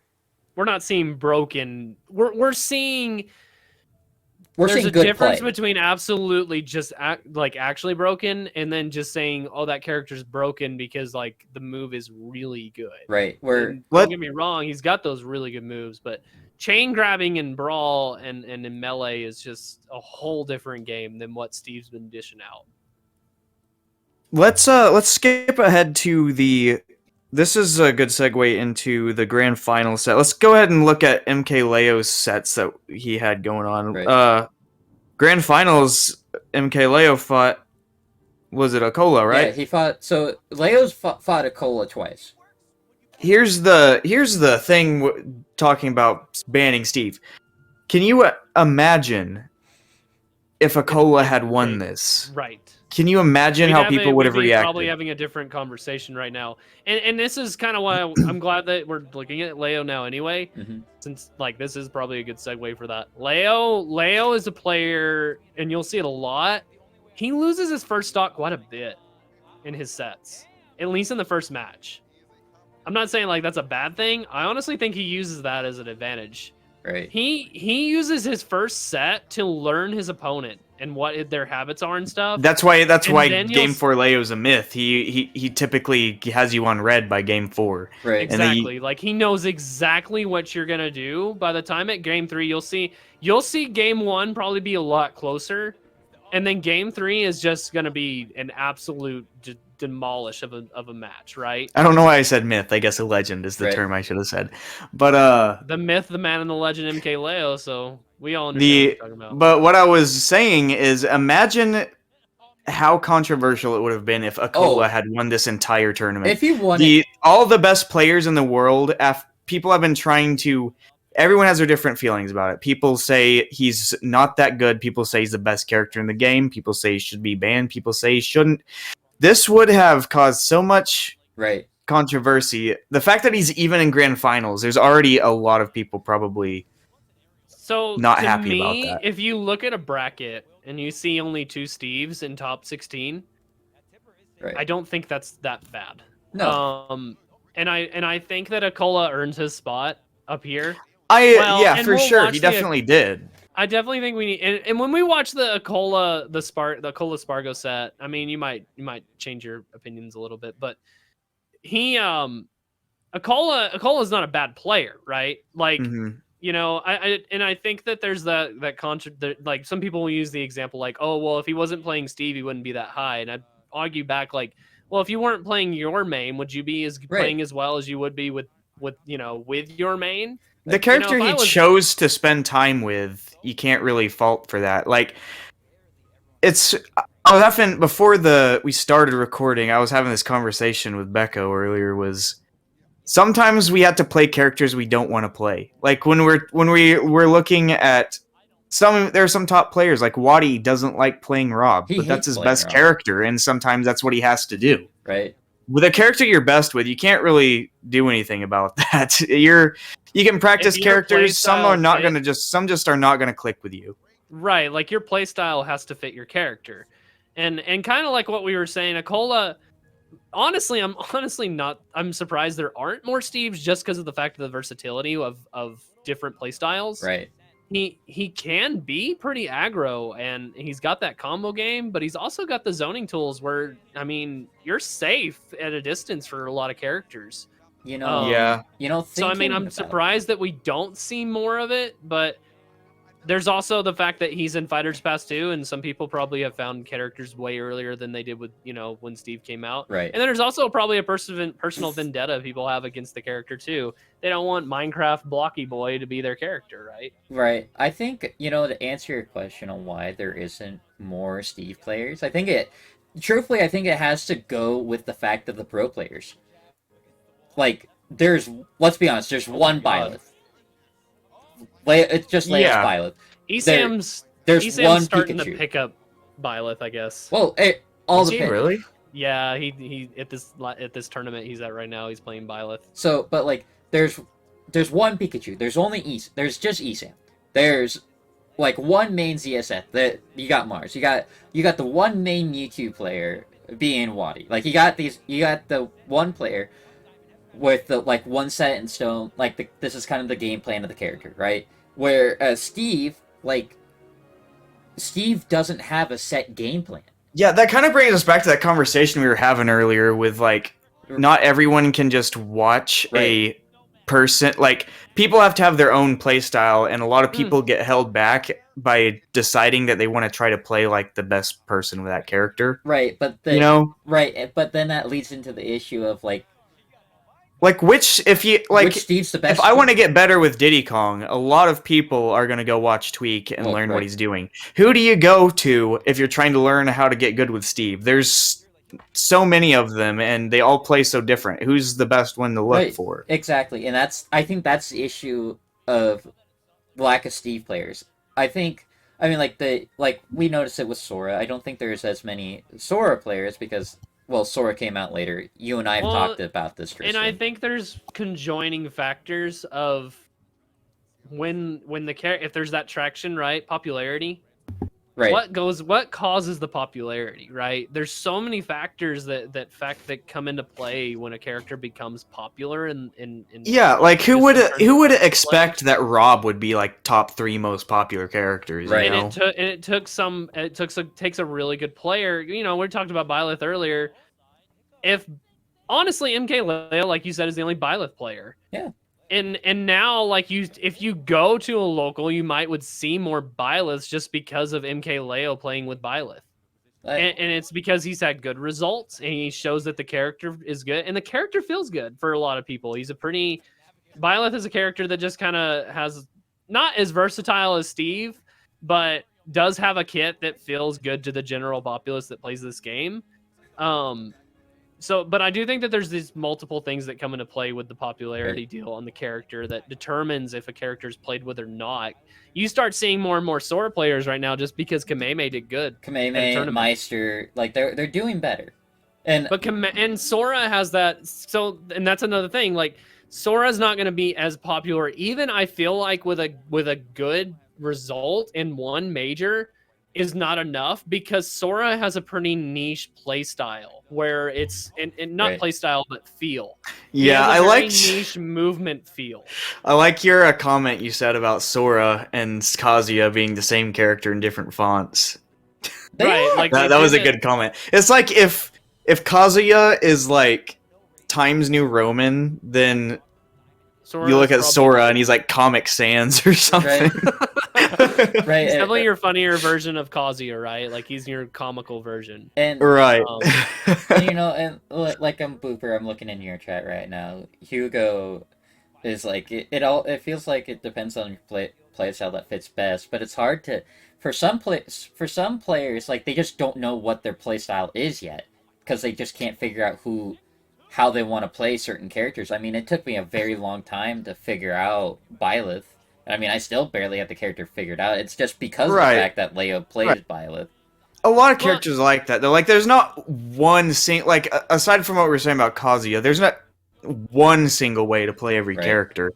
But Steve is just different. He's got like 7,000, whereas most characters have 3. Where we make the joke of Kazuya having 7,000 different moves, Steve has 7,000 different ways of playing the game. You know how we've talked about Sora, just kind of going back to that a little bit. Sora's not great at what he does, but he's not bad at what he does either, right? Right, exactly. Steve is a character that's probably not. I mean, he's definitely great in a lot of aspects, but he's not bad in a lot of aspects. So like he's kind of got those things where everything he has is pretty just. It's got good frame data, and it's got good damage, and it kind of has good hit stun, and everything kind of just leans together so well that it doesn't matter what you do. The routes are going to be more rounded than a character like Kazuya, where it's going to be more of your branched out type of look. Like it's going to be more of a tree than a round circle, right? Right. Everything kind of has its own path, whereas Steve can kind of do what he wants and kind of just go in different routes as opposed to Kazuya or even Sora. Yeah, Hugo in my chat here is saying pretty much what we said earlier. You can't really prepare for a Steve matchup. You just prepare for the player, you know? Right, because everything kind of just like I was saying, like everything kind of just goes together. That there's not really, I'm not gonna say there's not bad options. Like there's definitely bad options with Steve. Like there's definitely a bad way to play the character, right? Like yeah, there's for sure. Like not every there is such thing as can't just playing pick Steve him up wrong. And be great with him, right? Like it's not, it's not just like no matter how you want to play the character is always going to work. There are ways you have to play the character. It's not an infinite possibility, but I could create my own style of Steve play today. I'm not saying it'll be the best style, but it the might best be way a to play style the character. That fits for you. It's one that'll fit me and one that works on it. Right. Yeah. And I just kind of want to talk about the set real quick. Like, I don't know if y'all remember how the first set went, but it was definitely a lot closer than this to start out.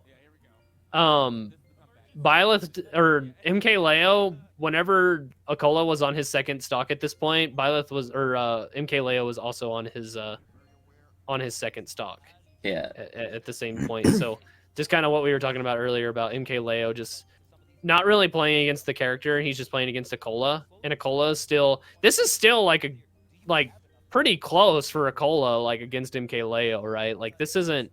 Right. Yeah. And I mean, that's more of something like that might have been something that MKLeo might remember for the next time is that stinking wall, right? Like that's probably wasn't the best thing to do whenever Steve's pushed up against that wall there, because it's pretty punishable if he gets around. If Steve gets around that side B, Byleth is just wide open. I feel like I'm assuming like looking at. Why is Leo already at 112%? He just died. It's Steve, you know. You get one tilt That's attack. the combo game 90. that Steve does have, right? Right. See, that's one of the things that I actually wanted to talk about. Leo reclaiming his crown. He won the most stacked tournament. I feel like Leo in grand finals against the Steve. Since we're going to be talking about that, I kind of want to transition already into the next set that I wanted to bring up then, which is the Karama. I wanted to do Karama versus Leo. Yeah, you know, to that's just kind of capitalize on how good Leo did in this tournament. Karama was the only person to take a game off of Leo that I'm aware of. Well, so Karama or Prodigy. Leo played. And this might be a good way to transition after this into our next topic. What was it? How many games? I think I saw on Twitter he won he played 9 sets and dropped a single game this whole tournament. He dropped one game, and it was in winners finals against Karama. Right. I believe it's this match we're watching right here. Which I mean, Karama was just one of those players that was just on fire this entire bracket. But MKLeo just kind of answers right back. I mean, we're seeing that stock go really quickly, but Karama does hold him back this match really well. Mm-hmm. Yeah. But and this is kind of what we were talking about earlier about MKLeo just being so good at analyzing players. He may have not been able to analyze them so quickly on this one, but you'll see in set 2 and 3, he's just annihilating Karama. Like he pretty much learns Kurama's play style by game about halfway or 3/4 into game 2. Right. Just got a comment here. It says Leo went 27-1 in terms of how many matches he played or how many games he won. That sounds about right. I mean, here's a big thing. Like, you know, people say Leo lost his touch and all that, but you know, Leo hasn't competed in tournaments, and he's been taking a break because he has been going easy for a bit. Right. So I don't blame him for that. he was dominated for 3 years. These people are still people, right? They're great players and all, but they're still they're going to trying to enjoy. At the end of the day, we're all trying to enjoy a video game, right? And if they're playing competitive, I mean, they're gonna be burned out, right? Especially at this point in their lives where they're playing top players in the world. Constantly too. That's a lot of you wouldn't expect a game to put so much stress on you. It's a lot of travel just to be mentally taxed for an entire weekend, right? I mean, you're definitely and at some point, like these guys are playing for you know, they need to make some money, right? Right. And a lot of these guys spend so much time in this that this might be one of their main sources of income. It is. It's a lot of income for a lot of people, and then sole income. I mean, but yes, here if I turned off all sound alerts for the podcast, so there wasn't FBI knocking down the door before while we're trying to discuss about Leo set. So I'll make it up to you. I'll refund you an FBI sound alert after stream, so you can have it in stock for future streams. So I just want to point out too that this first set, not only was it the first loss for Leo, he also gets 2 stocked, which just says a lot, I think, to Karama's play as well. Like, and using Mario of all characters. Well, so Karama is the MKLeo, is known to be the MKLeo Slayer. Because prior being changing his name to Karama, it was Prodigy. Yeah. So Prodigy has known to beat Leo 3-0 with this exact Mario, which is I think is hysterical. But I think that was also the build up of like, oh, is one of Joker's bad matchups Mario because of how. Well, and you'll hear the commentators in this too if we were actually had it turned up. But the commentators are even like, "Do you think he'll go Joker this next set?" And I think that Leo, he doesn't seem too worried to me right here. I think he might have, he might have thought about it for a second, but he doesn't switch to Joker this entire set. I don't know, we need to go back and watch the Debuzz set. I don't think we've watched that. No, we haven't watched that set. That's a set I really do want to see. And we can watch that after this one, I think. That'd be probably... I mean, we don't even have to watch that full set. I just want... Like, the thing is like, Leo doesn't play Joker really anymore. I know he's trying to bring it back, and he said, oh, hey, I'm still got this character.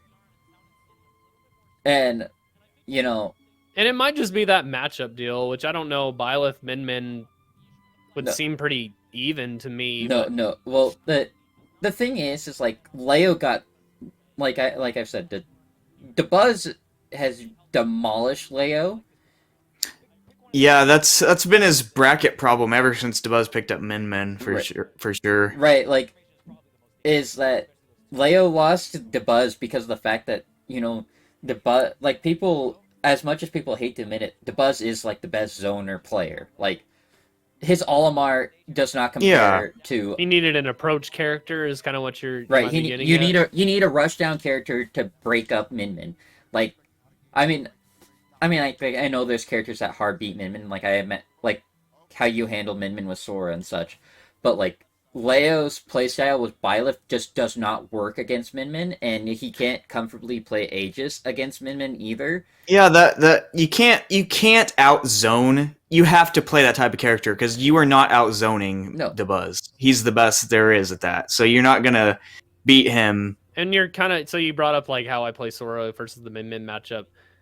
If I were to play against a Min that's staying away from me a lot, trying to zone me out, kind of, with my Sora, it's going to be a lot harder for me as opposed to how I'm playing against other Min-Mins, right. Which is going above them when they're trying to ledge trap me might not work as well. Because sometimes, a one that's just trying to zone me out might just go to the opposite side of the stage, wait for me to land, and then it's just back to square one, right? Right. Until they get me off the stage. But, like, the main reason why I brought that up is because, like, how Sora interacts with Byleth's arms, where it's like, oh, if Sora counters Byleth from the other side of the stage, Byleth is stunned for so long. Do you mean Byleth or Min? Not Byleth, Min.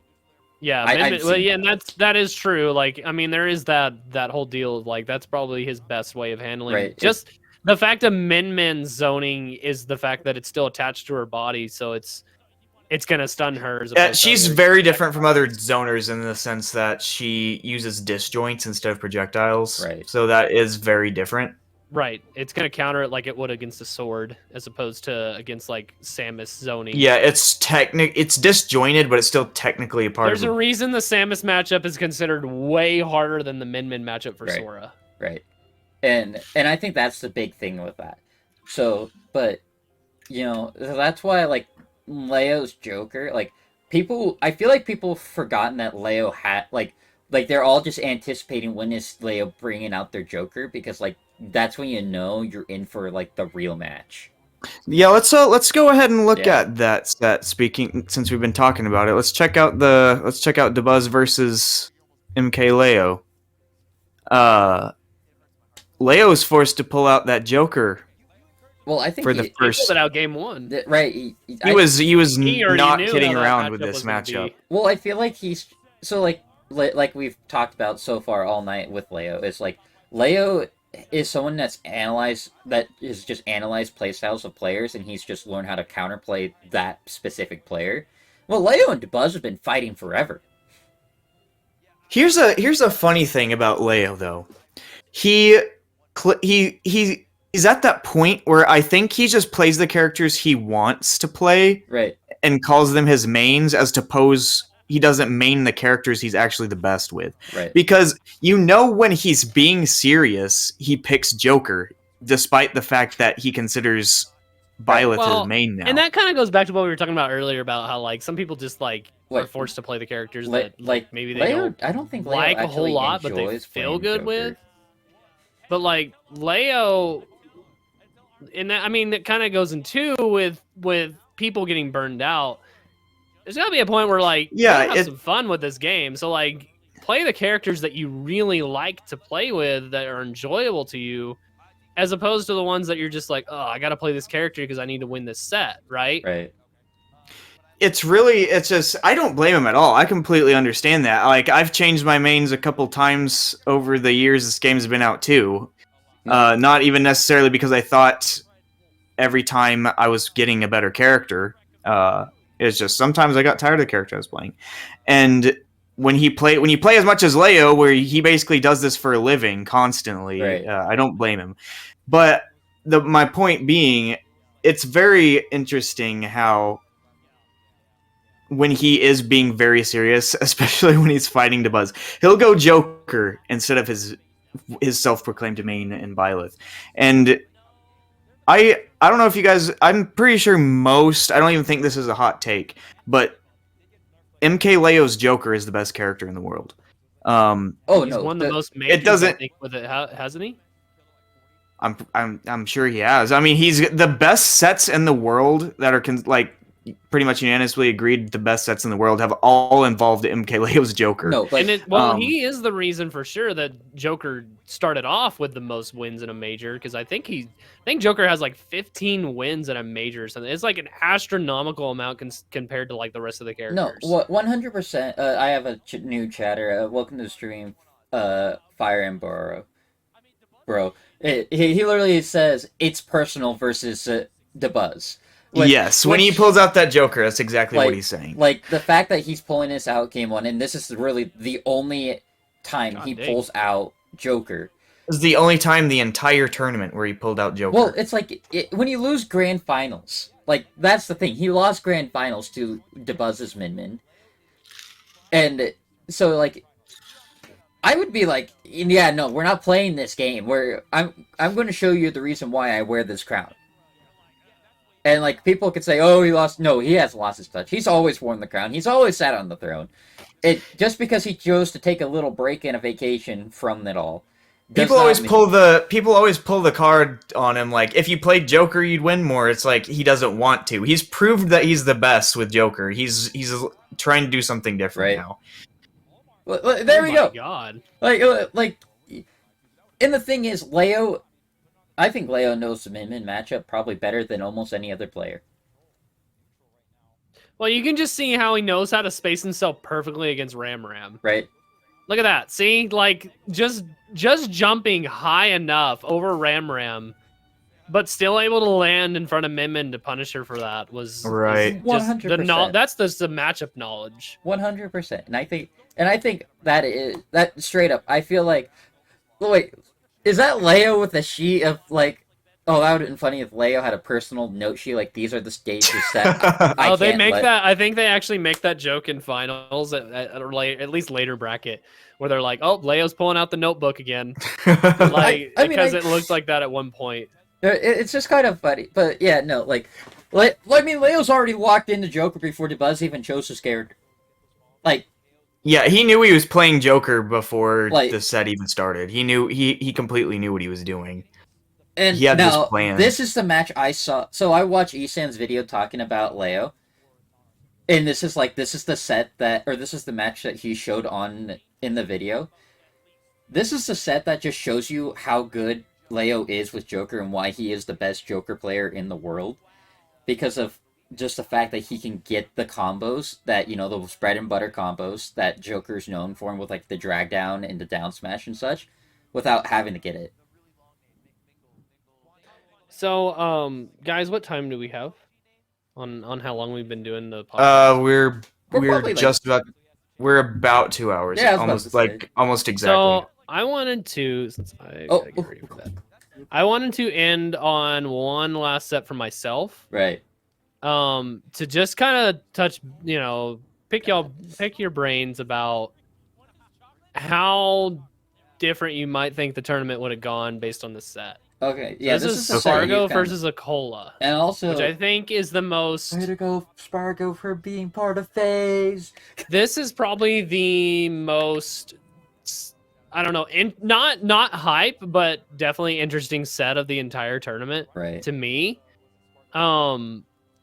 just because of what happens at the end. So it goes to game 5, and this whole entire set is almost all based on what stage the loser gets to pick, because whoever loses the round before tends to win on the stage that they pick. It just seems like until we get to the final set, which is Spargo's stage pick, and he always picked Town and City. I think it was Town and City. He ends up SDing at 0 on his first Zoc against a Cola. And whenever they run Town and City, Spargo just kind of had a Cola on lockdown the entire time. Right. I mean, there was not much a Cola could do against Spargo's Cloud.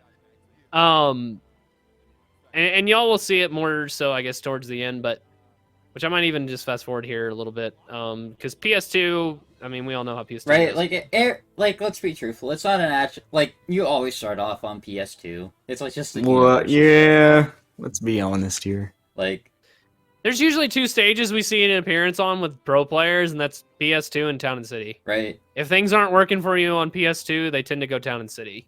Right. Is what I've seen the most of. I'm not, and Fire. I'm not. I'm generalizing very much here, but no. What are your guys' favorite competitive stages? Small Battlefield.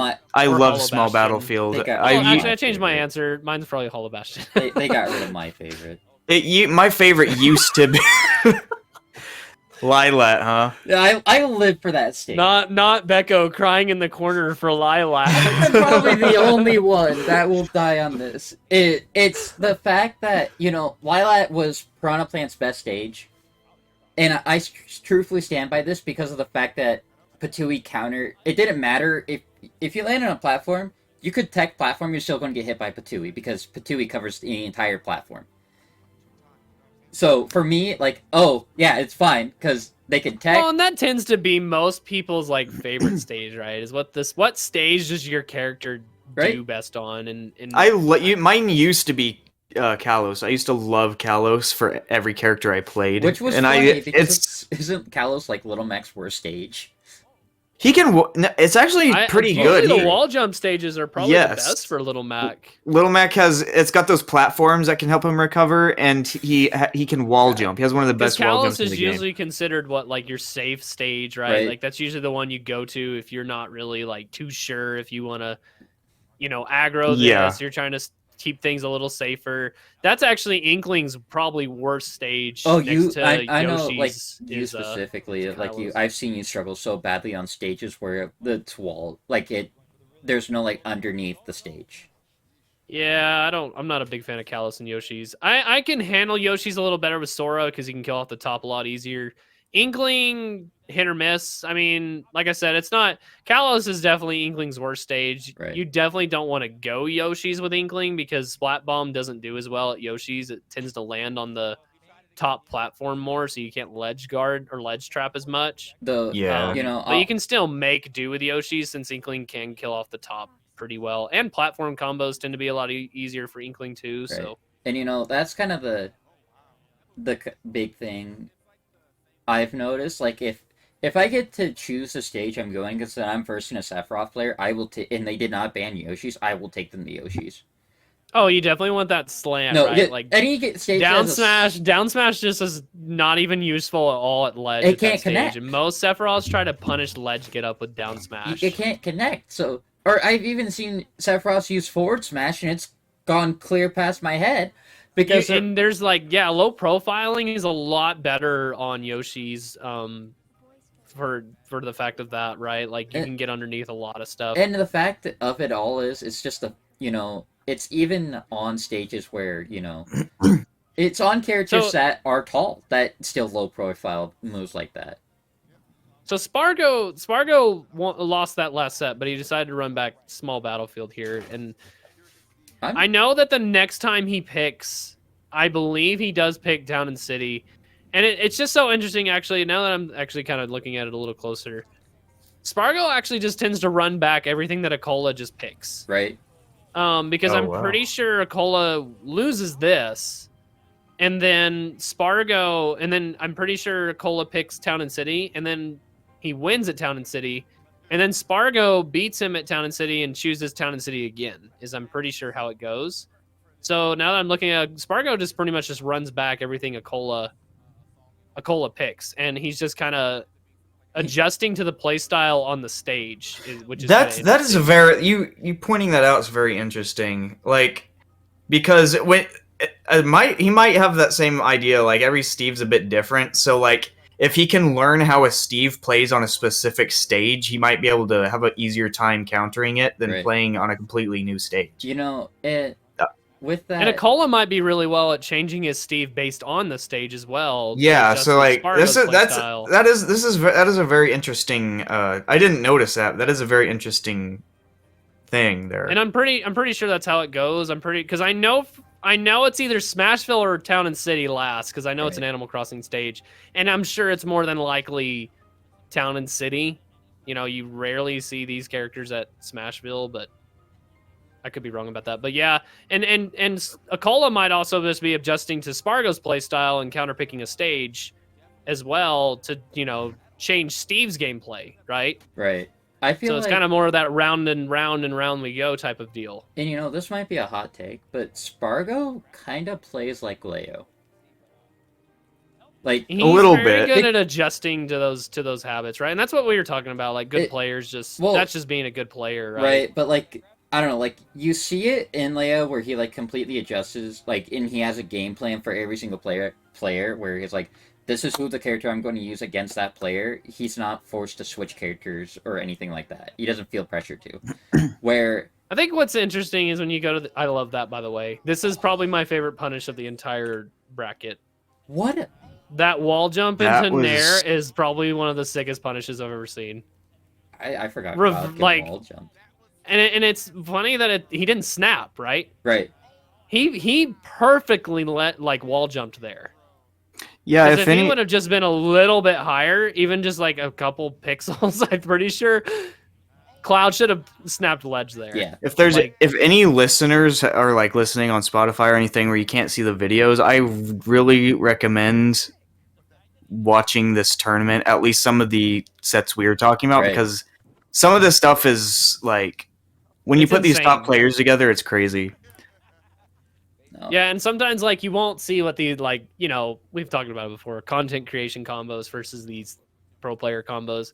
You don't usually see the insane things that you'll see in your Twitter montage videos, but these players, they know how to still pull out these mix-ups that will catch everyone off guard and just make you, because you're entranced in these sets, because these guys, it's like they're playing fast and slow at the same time, because it really is the way you say it like that. So back and forth for like 4 or 5 minutes, and you'll look down and they're on their last stock, like, and you won't even know that 4 or 5 minutes just passed by. Right. Like, it's one of the craziest things. This is why this is probably like, this will be the best tournament of the year.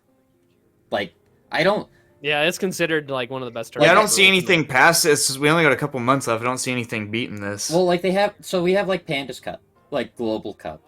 Mm-hmm. But I don't, like, that's an extreme invitational where only select players are even in it. I just don't see a world where players are going to be playing better in that than they are in this. Well, when you get those invitationals too, you don't get to see those upsets of like getting the ICs coming in from bottom to take out the top tier players, right? Or even like Kurama coming in from way at the bottom as well, or not maybe at the bottom, but definitely not near as high as like Light, Tweak, and Riddles, who got knocked out much earlier than Kurama. Right. You don't see those as much when you have invitationals and even summits. Which is kind of what we were talking about with PR too. It kind of just depends on who ends up making it the most to all the tournaments and stuff like that. And the way they did PR this time was so weird. It was basically opinion based instead of result based, which I don't agree with at all. Yeah, I don't really SWT, personally like what's that either. It kind of SWT reminds me. fire? Okay, so this is probably the funniest thing I've ever seen Steve Wait. do this entire bracket. Oh my. Like, what Like, is down Spargo the- supposed down the to do chutes. there? All of those were untechable. Yeah, those were untechable. Yeah, he he couldn't just do gets anything. knocked around back and forth like one of those what are true. they called? Like one of those spinning ball type of deals you'll see on TikTok. But yeah, I'm not a big fan of that either. I feel like people actually should like earn it as opposed to it being more so treated like an all-stars type of thing for entertainment. It's especially when you look at like some of the people that were very high on the PGR last time aren't even on it. Like Wadi was 20 and he's not even on the PGR now. Mars is like 30 something when he was top 15. To be fair, Mars has not had it. Oh, he almost experienced the whole shoot thing again. Mars, to be fair, like when Ultimate first came out, like Mars had the most upsets against the number 1 seeded player than any other player. So here in this next match, it'll happen really quickly, very quickly into the set. I mean, it happens like 10 seconds into the match. Probably one of the most upsetting things. But I will say, Spargo, and this is why I kind of wanted to pick your brains about it. The commentators, I think, felt like it could have gone differently, but also probably wouldn't have gone differently at the same time. Just because of how this whole... Okay, so they do go Smashville, so they don't go Town and City, but... Yeah. That seemed close enough. Right. Just 2 less platforms, right?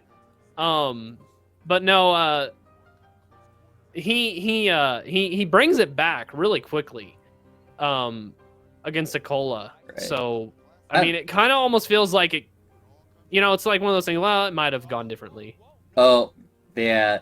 Yeah, No, so what happened, I guess, was that he must have either been, like, trying to dodge roll, and he just mistimed it, right? And he just hit the ledge instead of shielding. Because, like, I don't know about y'all, but there's been times where, like, if you try to shield right here and roll in, that way you can end right... It's all about spacing, right? Right. You're spacing yourself away as well as facing that direction. So he must have just, just a frame late and then air dodged instead of rolling. Right. It might have also... I've done this especially online when I think I'm not going to go off ledge and I go for a tech and I miss the ground. Right, and I just air dodge on away. accident. And you 'cause know, I mean, we've all done something like that against DK up B, right? I feel But you'll see, like, he brings it back against Akola. I mean, granted, he's at orange % already. well, I mean, like, I'm gonna keep my comments to myself until the end of the set. Because you said this is, even though, like, this happened, the game was close, right? Yeah, it still ends one, it's not like Akola goes and 3-stocks him because he's SD'd at 0. Right. Like, Spargo definitely knows he fricked up and he tries to bring it back.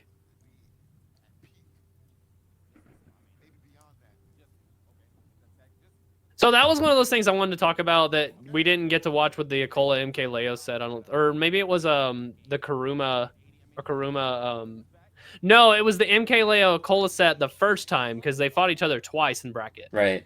MKLeo tries to get an amazing setup on Akola's block by throwing him into it. I don't know if you just saw there, but Spargo tried to anticipate Akola not being able to tech off that block with a forward throw, and he was trying to punish with, I think it was F tilt. Right. So that's just one of those things I think that these top players are doing too, is they're taking Steve's strengths and using it for their own. Kind of like whenever you grab Nana with Diddy Kong. Right. You're using their best tools against them. Exactly. That anvil on shield is so scary. It's like that. I like that joke you always say that. What is it? Diddy and Ice Climbers have to. Diddy and Ice Climbers are almost they're almost the same character in the fact that they both rely on Nana to kill. I love that one. So I don't remember. I watched part of this set. Okay, I think I see who wins. Yeah, okay. Okay, so I guess it wasn't. I was gonna say I didn't finish watching it, so I saw that Spargo was popping off at first, but I didn't know who ended up winning. is this winners This was bracket? losers. This is winners. So This was losers Spargo semifinals. goes and fights Karuma, I believe, and then Karuma Oh, okay. wins, and then This is Akola- losers semis. So this was a losers bracket.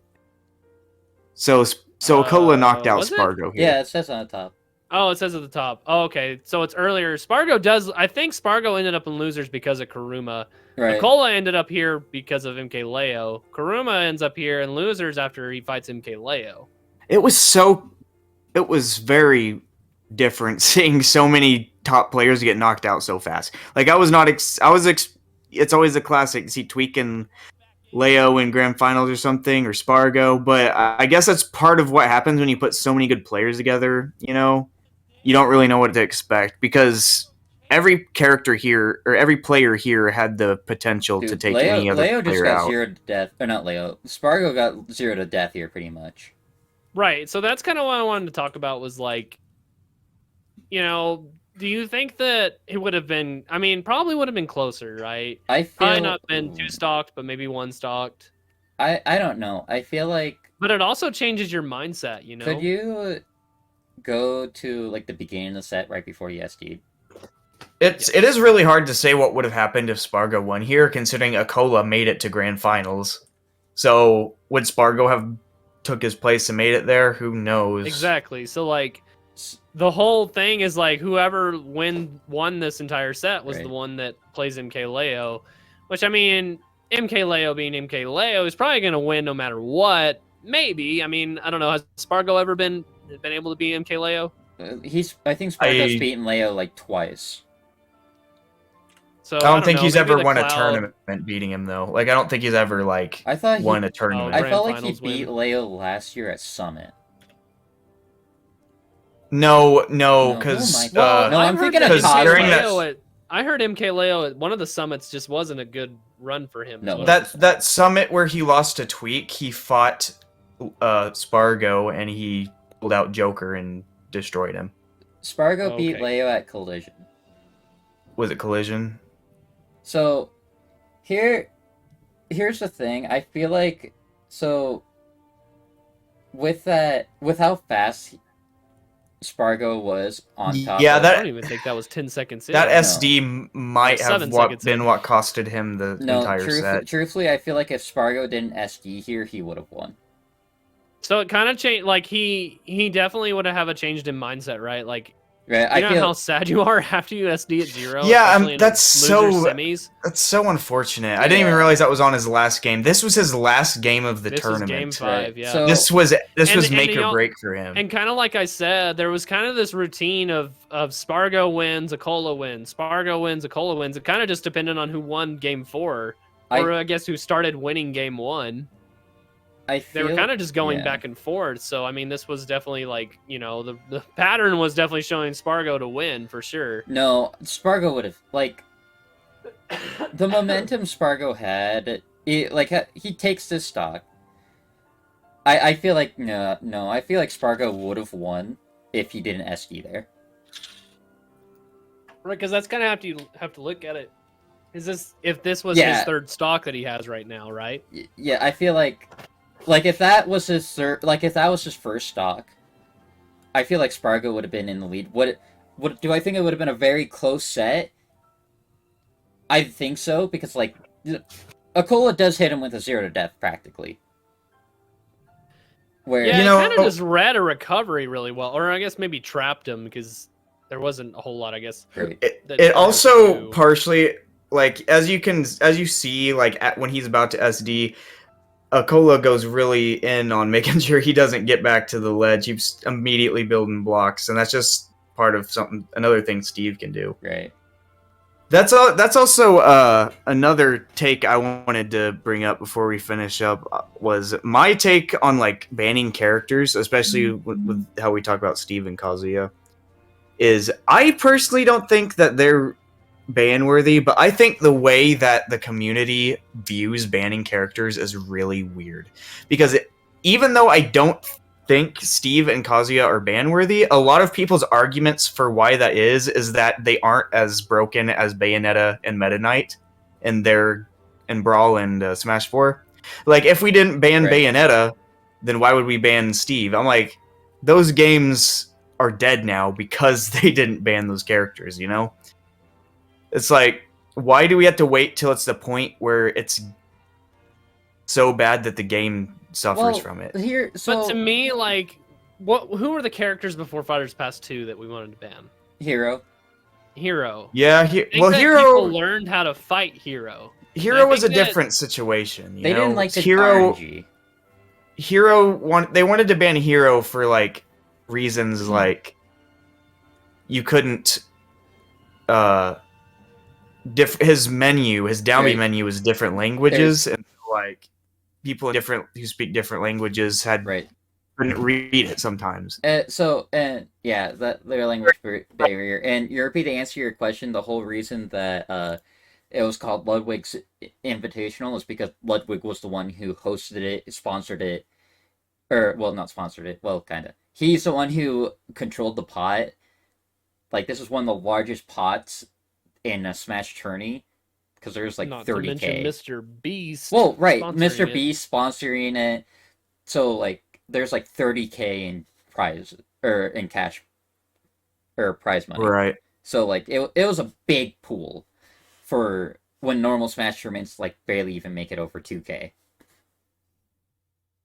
Right, because it's not exactly like it's funny. So Smash Ultimate tends to have probably the most either online viewers or most participants, but also tends to have one of the least paying pots. How much was it that I think it was when Tweak won Summit, he won $26,000. Was that around what it was? It was like it's those events where like they're sponsored.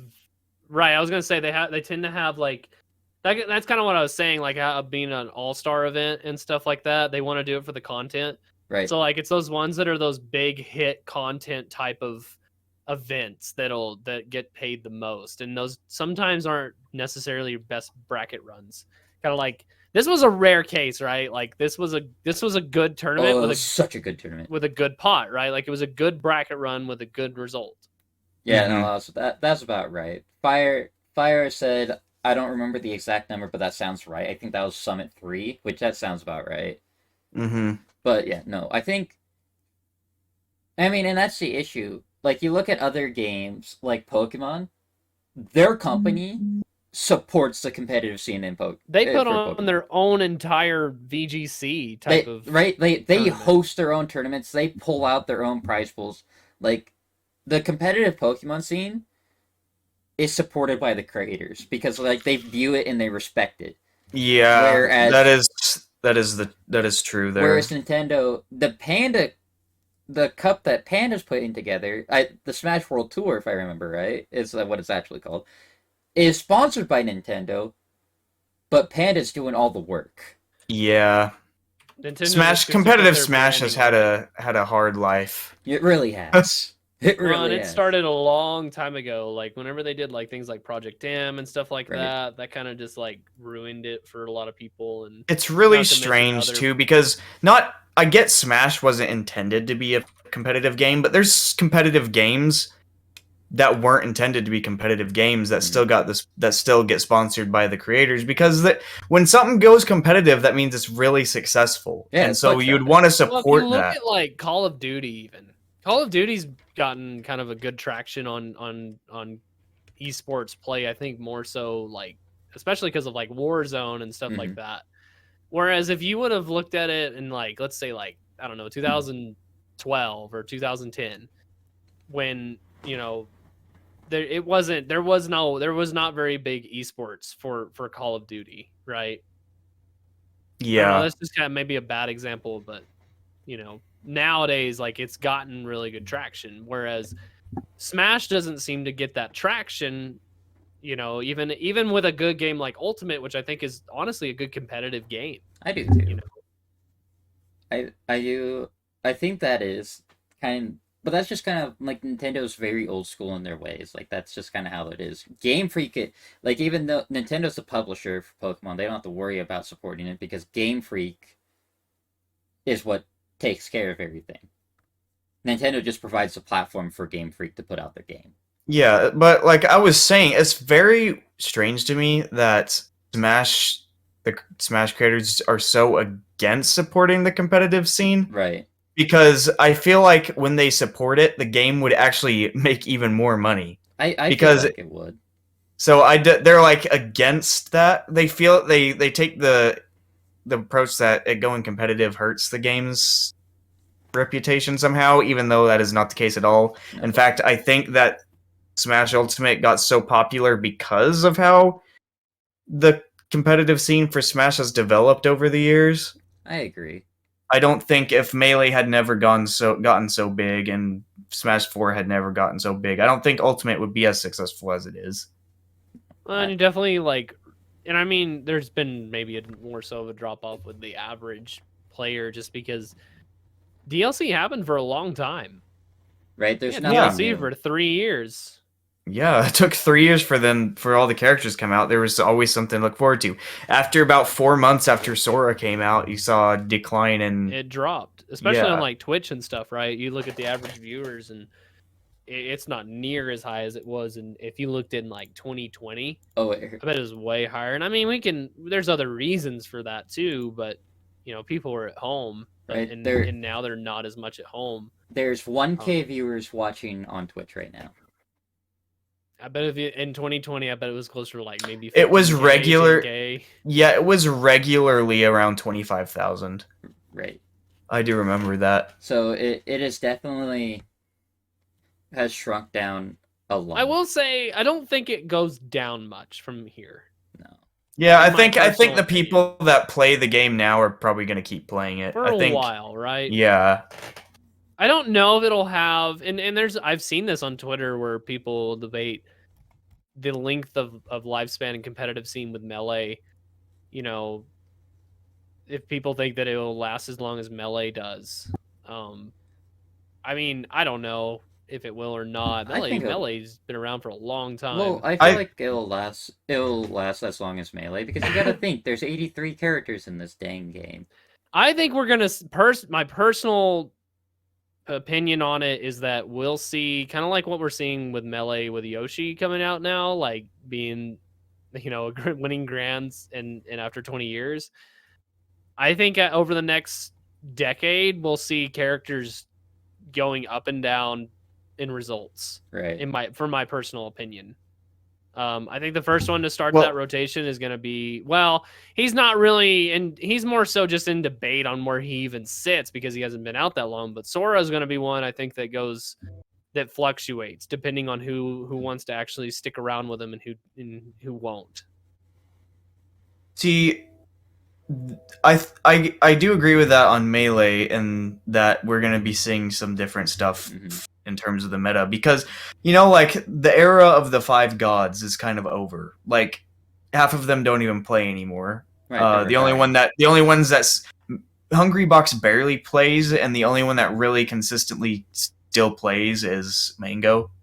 Right. Like, Armada retired. Mewtwo King, he mostly plays Ultimate, and he's also mostly just a content creator now. So that meta of like what the top tiers were very heavily based on with the characters that the 5 gods were playing.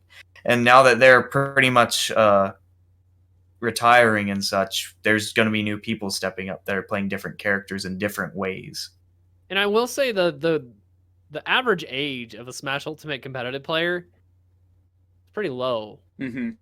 Right? Yeah. No, everyone's really young right That's now. another thing to say about it being around, I think, for a long time, is it's going to take a while for those guys to finally get to a point where they're just like, you know what, I think I'm tired of this game and want to do some other stuff in my life. Really rare, especially in Ultimate. I won't say as much as Melee, because like I've said, people that play Melee have been playing it for a long time, but it's very rare to see a Smash player who's over the age of 30.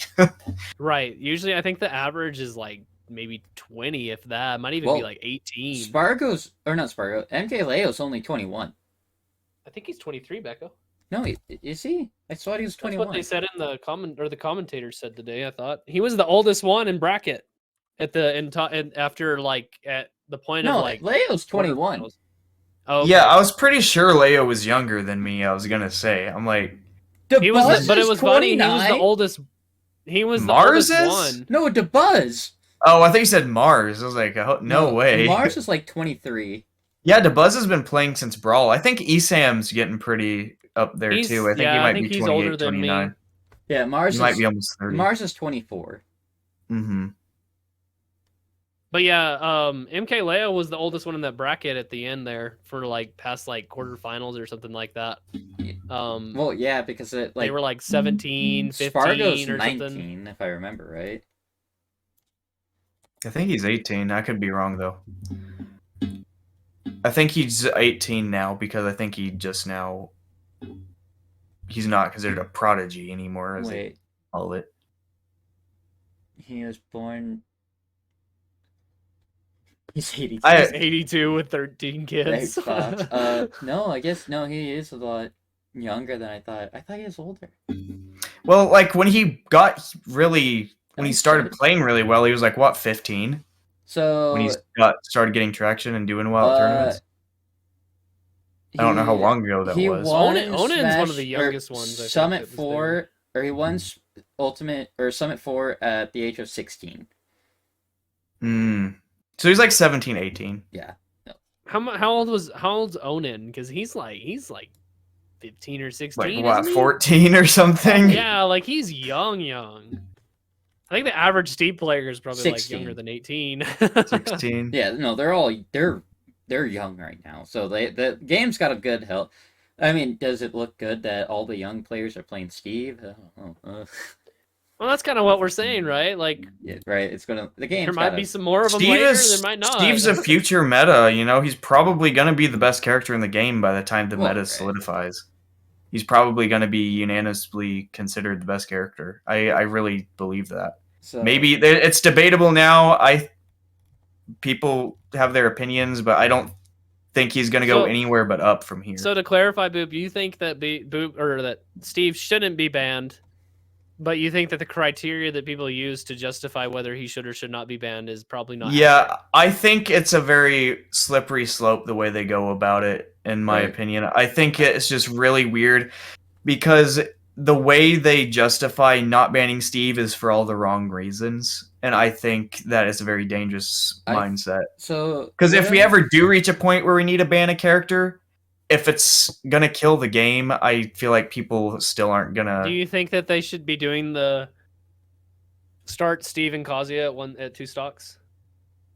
There's some tournaments doing that. That's dumb. That's dumb. So here, I figure this will be our final takes for the night for the podcast.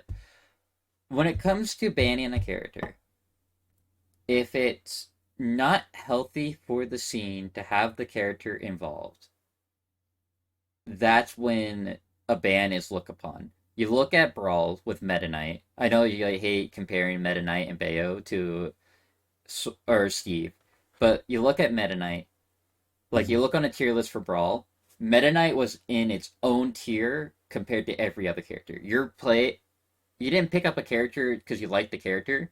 You learned a character that beat Meta Knight.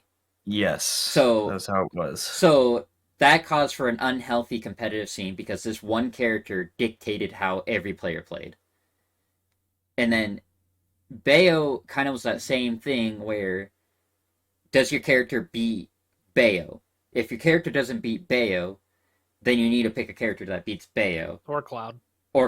Right, because these were the last characters added were these broken characters with these unreasonable hitboxes and such. So if the character is not healthy, or if the meta is dictated by simply you have to play around this one specific character, then the character needs to be banned. Whereas here in Ultimate, I don't see that as the issue. Where, you have to play around Steve, okay, that's fine. You also have to play around 18 You're not going to run into Steve only bracket. Right, you're going to run into... I mean, there's only there's 3 Steve players in the entire tournament. Yeah. I think there's only, 5 or 6 that are just, actually competitive. Right, and same thing, you're going to run into 3 Kazuyas at most if every Kazuya player shows up. If you look at this bracket, especially... This is a good example of a bracket that's pretty diverse. Yeah, and even next bracket is going to be different in, I mean, maybe not at its core, right. but I think in terms of what's made up on the outer shell, I think that it's going to be pretty diverse. I mean, we're not going to see probably Mario making it as far as Mario did in this bracket in the next bracket. I don't think so. Or even like Ices. Like, we may not see Ices go as far as they did in this bracket, or next bracket as they did in this bracket, Right. which to me is way different. And it may take some time. Maybe it will be like that in the future. I don't think it will be, because I think it would be that way now personally, as far as we are into this game and only one character coming out in the last year. Right. I think that, like, if you look at, and I know you hate comparing it to that game, but if you look at the past games, the bracket would be 99% of one character, and then the rest other percent was the counterpick character to that. Yeah, you look at most Brawl top 8s, it's like 7 Meta Knights and 1 Ice Climbers. Or even Melee. Almost every time. Melee, I know, the only character I know for sure in Melee that's up there is Fox. Right, so it's Fox, and most Falco, of the time you're Marth are seeing the grand best. finals with Fox Falco Yeah. or Fox Ditto, Final Destination, right? Right. That's so, even a meme at this point. right, And that's another thing too, like what Fire Embro is saying about everyone having a Pocket Bayo and a Pocket Cloud. I think you can get by in bracket without needing a Pocket Steve or even a Pocket Cosmo. Here's my take. Mhm. Here's my take. Here's something that I've been advocating for. I think everyone should have a Pocket Min Min. Yeah. Because why not? no one likes fighting Min Min. You play Min Min, you're gonna know how to deal with Min Min. You hate Steve, you hate Kazuya. Min Min can deal with both those characters. It's not a problem anymore. Everyone hates Min Min. Everyone's be like, "Oh, I hate Min Min." I think Min Min is the character that's going to save this game. Is what I Kind think. of like Min Min saying is. like Mega Man is your counterpick character too. Like, they kind of do the same things, right? Right. Right, And it's probably just because those characters don't play the same game as No. all the other characters do, right? and it's good. It's a Right. good thing. I think Min Min is, as much as people hate her, I think she's going to save the game. She's going to save the meta. Because if people start learning Min Min, the meta's going to fix itself. I think Min Min is the answer. And I kind of think Sora is a little bit of the answer too. True, I'm sorry, true. Bo. No, I think Sora It's true. counters. I think Sora counters a lot of characters So that people my claim are personal killing the tier meta as list well. on Sora now lately is that he's not really winning a whole lot of matchups, but he's not losing. He's probably losing way less than he's winning, because like Right. I think most of his matchups are even, Right. and then hanging around those plus 0.5 or minus 0.5s. Right, That's exactly. my personal It's just take an on even that. character. He's pretty good at what he does. And he's not great at what he does. He's not bad at what he does. And that's generally a character that's used for all your matchups, right? He handles all matchups practically the same, kinda, you know what I mean? Like he has in his arsenal that's something that can kind of handle anything. Right. And if you have a Pocket Min Min, you don't even have to play it. Just the threat of your opponent You knowing pull that out you Min have a Min Min will decide what characters they pick. Yeah, So like like- if someone knows that you play Min Min, they're probably not going to pick Kazuya, even if you don't pick Min It's Min kind that of a entire funny set. thought is like, well, frig, if he doesn't go as main, he's gonna go Min Min. So Yes, drop and that then so now. we never have to see the Pocket Min Min because everyone will be scared of the Pocket Min Min. Right. Right. Also, we No, got a it's- question here that someone asked here. They said, "What are your thoughts on Swiss pool brackets?" You guys know what that is? What I'm is assuming he a means Switzerland Swiss bracket, but that's the pool? only Swiss. A I'm Swiss a Swiss pool bracket is like when it's an alternative to the double elimination bracket. It's basically where you fight. It's kind of hard to explain. It's where you fight like 5 people, and then like everyone fights like 5 other players, and then I guess you guys are reading up on it, but Players of If the if you guys want to look up the exact thing, but basically in the end, whoever has the averages the most moves on to the next round, kind of deal. Whoever has the highest matches wins. Right. so Yes. it's just, okay. It's like a so round robin. what Right, now? it's very similar to that, Right. except you're not fighting everyone. You're just only fighting find a few. people that you're seated against. So I mean, like, I guess that's fine. I don't know. Because that's what they did with this tournament was a Swiss. Yeah, Swiss I pool was bracket. I was in a Swiss pool at a local. It was a pretty big local. It had about 50, 60 players. I got 3rd place. But but Do you it was think it it's was pretty balanced. Do you it think? was Or do it you was think it was definitely more fun because you drive if you actually have to get to drive a play. long distance, you can go 0-2 and have to leave. You're guaranteed at least 5 games if you're playing a absolutely. Swiss I bracket. personally think round robins type of brackets are always more fun because Yeah, you are yeah. guaranteed to play, right? Right, I think those and are I the think best that's a things to big do, thing is, personally. and like as I'm planning for this weekly, I've been thinking about what I'm gonna do because like going 0-2 sucks. I mean, at least mine's an online tournament, so it's not that big of a deal because Hmm. oh, you go 0-2, well, I'm at my house, so it's not like I'm screwed. So I guess my take on it is I like the Swiss pool bracket style. I might even prefer it. I'm used to double elimination, Right. but I like the idea You- that you're not just gonna get kicked out after 2 games. If you lose 2 games, you can still prove yourself because that's one of the things. Like you just get a bad matchup, and then everyone's like, "Oh, you didn't do too good," but you have several chances to prove yourself in a Swiss bracket, Right. and I guess my question after that is, what do you think of? Do you think that every bracket should be, if it's going to use elimination or even just be that bracket style where it's just going down the line, should they all be double elimination, or do you think there should be only single elimination for some? I feel 'Cause like I've had some brackets where it's single elimination. And I think those are the most disappointing things I could So- play. single eliminations trash. My- It's trash. my take on single elimination brackets, depending on what you're doing, right? Like if you're trying to host an event, like kind of like what I did with my whole imBeko like amiibo batch, where it's doubles with the amiibos. Hmm. If every content creator I invited showed up, I mean that tournament lasted for hours. With us, It really did. with us doing double elimination, but so if I went through with double elimination and like 4 content creators couldn't make it.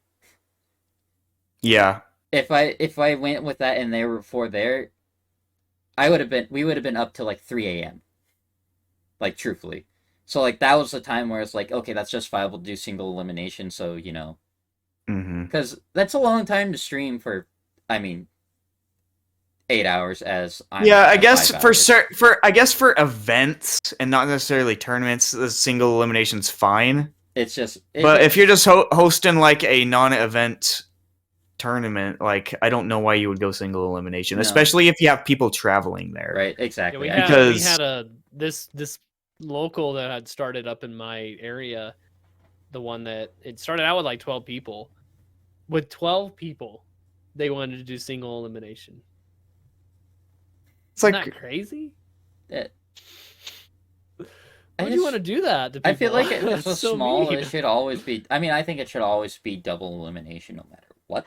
Well, yeah, even like when we at had least just, like, double 3 elimination. when we had 3 people at the last one, Eh. like we were still like, we should do double elimination, like Right? just because, especially if these guys just showed up, they didn't get time to warm up. Right. I don't know Right. about y'all, but I have a trend for my tournaments where I always lose my first set, and I don't know why. I always lose. I will always win my first set. I will lose my second set every single time. I must be seated like, just I don't know. I Either I'm seated think correctly or poorly. I can't know which way to look at that. I love a good losers bracket run. It's stressful, but I feel like I always do better when I'm in losers bracket. I'm way more passionate, I will say, on my runs. It's every time. I've never won my first set. As far as I know, I've never won my first set.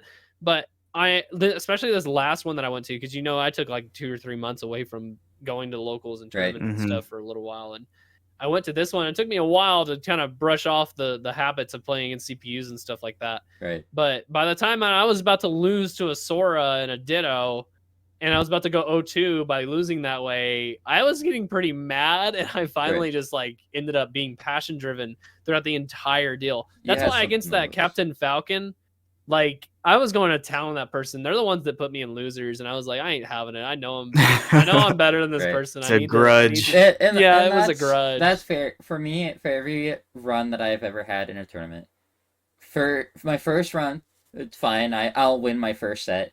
My second set, I am always against number one seeded. Every single time. And they will make the most absolute mockery out of me. First like tournament away from home that I went to. I went against the number one seeded guy. Guy beat me in under a minute. Like the entire match was done in under a minute. I was in a local at a convention recently, and they did apparently research on our PG stats, and for some reason I got seeded like 6th, and I beat the number 1 seed. So I was just like, why did you guys seed me below all these guys? I have better results. I looked at their things. I think the guy was biased. I think the guy running the tournament knew the guy that had number 1 seed, because I beat number 2 and number 1 seed. All he did was just make it harder on the guy that he knew. Right. I mean, when I hosted my amiibo tournament, Gerg was the number 1 seeded guy, because out of all the people that have participated in my tournaments, it's you two and Gerg. And Gerg took 3rd. That actually brings me up. We're about to go on our last, we have about 15 minutes before we hit 3 hours, but right. I wanted to maybe make this our last topic.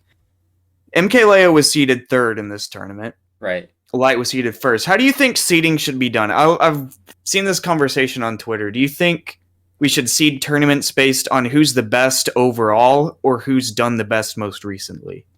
I feel like, truthfully, it should be partially. It should be a mix of both. I think we shouldn't disregard players like that, have been dominant number 1 seed like Leo. Like, you can't just ignore the fact that just because he took a break, he isn't good at the game.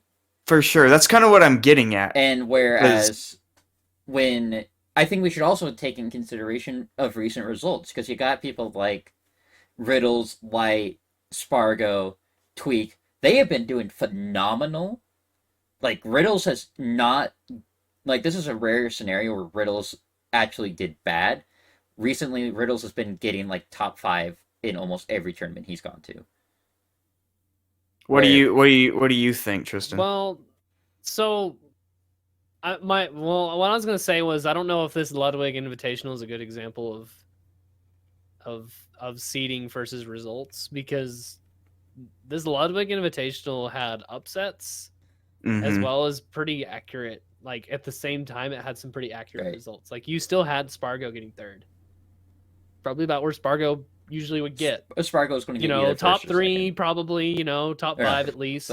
Right. That's kind of also the thing that I was going to bring up. Like, the whole reason and the whole point of seeding a tournament is to have the best outcome for the best bracket runs for everyone. Right.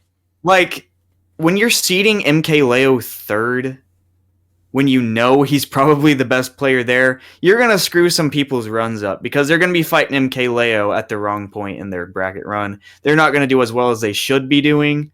It just, like you said, MKLeo kind of went on a break. He hasn't done amazing lately, but we kind of all know that he's the best one there. He's the one that wears the crown.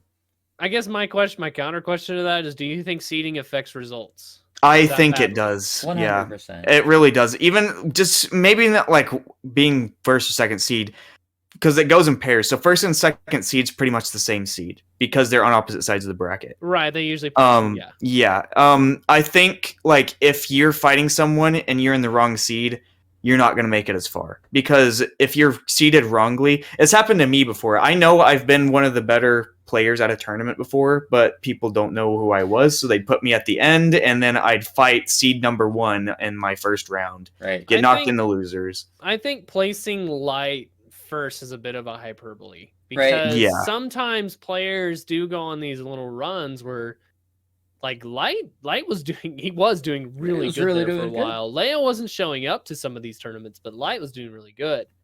But then you see today, Light got beat out before top 16. Top 8 at least. Yeah. So to Big D too. Like, and I know, like, Big D did great. Like, that's the thing. He kind of went up against the wrong person on their right day, right? Like, Yes. I mean, he didn't take out just Light. He took out Riddles and Tweak too, who were also like incredibly well, but who also might have had some runs there. Sonics is a good example of a player that consistently probably gets maybe top 16, probably. Right. But I don't know where he was seated, but he got knocked out, I think, before top 8 for sure. Well, so, and along with that, speaking of a player like Sonics, so you're getting seeded in, right? Your first match is against a player like Sonics or DeBuzz, who, you know, can camp out time itself. And even if you win, you are going to be mentally exhausted for your entire run because you just had to slave yourself through one of the most painful sets of your life. Right. So it's like, in the sense of does seeding matter, I think it greatly matters. 'Cause if you're going I against- agree. If you're going against a player like DeBuzz or the Sonics who has no issue camping you out, and that's what they practice is how do I camp out these players and keep them at bay? dude, I don't know how those people have fun with that game. Right? See, right. it is important. Like, I don't think I'm not saying like MKLeo's not gonna make it to if the best person there is still probably gonna win, but it's for everyone else. Like, it's to have a chance. you need to be seeded accurately Well, so you and it can make it affect as far as you're gonna make. It can make affect your PR stats too. Like, Right. Yes. like how we yes. were talking about how some players didn't make it to top 8. That might have been due to seeding. Imagine you're in a tournament and you and MKLeo are in the same tournament, and for some reason someone seeds MKLeo first and they seed you as second for some reason. Somehow, some way, you're going to run into someone who's going to end your bracket run earlier or later than you're supposed to be. Right. Like how far you would normally get. And if you're not making it to grand finals or winter semis, sometimes people don't care about that, but some people really pride themselves in how far into the bracket they can make it. I mean, I might be like one of those. Like, especially if I'm like trying to become like, like, oh, I'll never beat MKLeo. But if I can get like 5th in like a huge tournament, that's a win for me. I'll take yeah, it. like it can be as much of just being a few seeds off can be the difference between making 4th place or 57th place, Right. And those are two different things depending on how you'll be seeded next tournament. And you do have a point. Like, I do think that there's an extent of like, yeah, it definitely affects the other players. And I think that the problem is that we have not maybe the wrong people, but just looking at it the wrong way. Right. Like Light wouldn't have been kicked out that early if he wasn't seeded first. I'm just gonna say that. True. He would have done better. These guys care too much about the top players. Like, they care too much about top 5 as opposed to literally everyone else in the bracket. Yeah. Like, and how that affects it all as a whole. I agree. And speak of which, Void didn't even make it top 16. Mm-hmm. Void got knocked out way ago. He didn't even make it on stream. He got knocked out so early. Wow, I didn't even realize that. Yeah, Void got knocked out the other day when I was watching it and like watching Lima and all of them play. They got knocked out early. Like, he didn't get to play. So like you forget about players like Void. I mean, like, SkyJ didn't make top 16 because he got knocked out the day before. All these players got kicked out.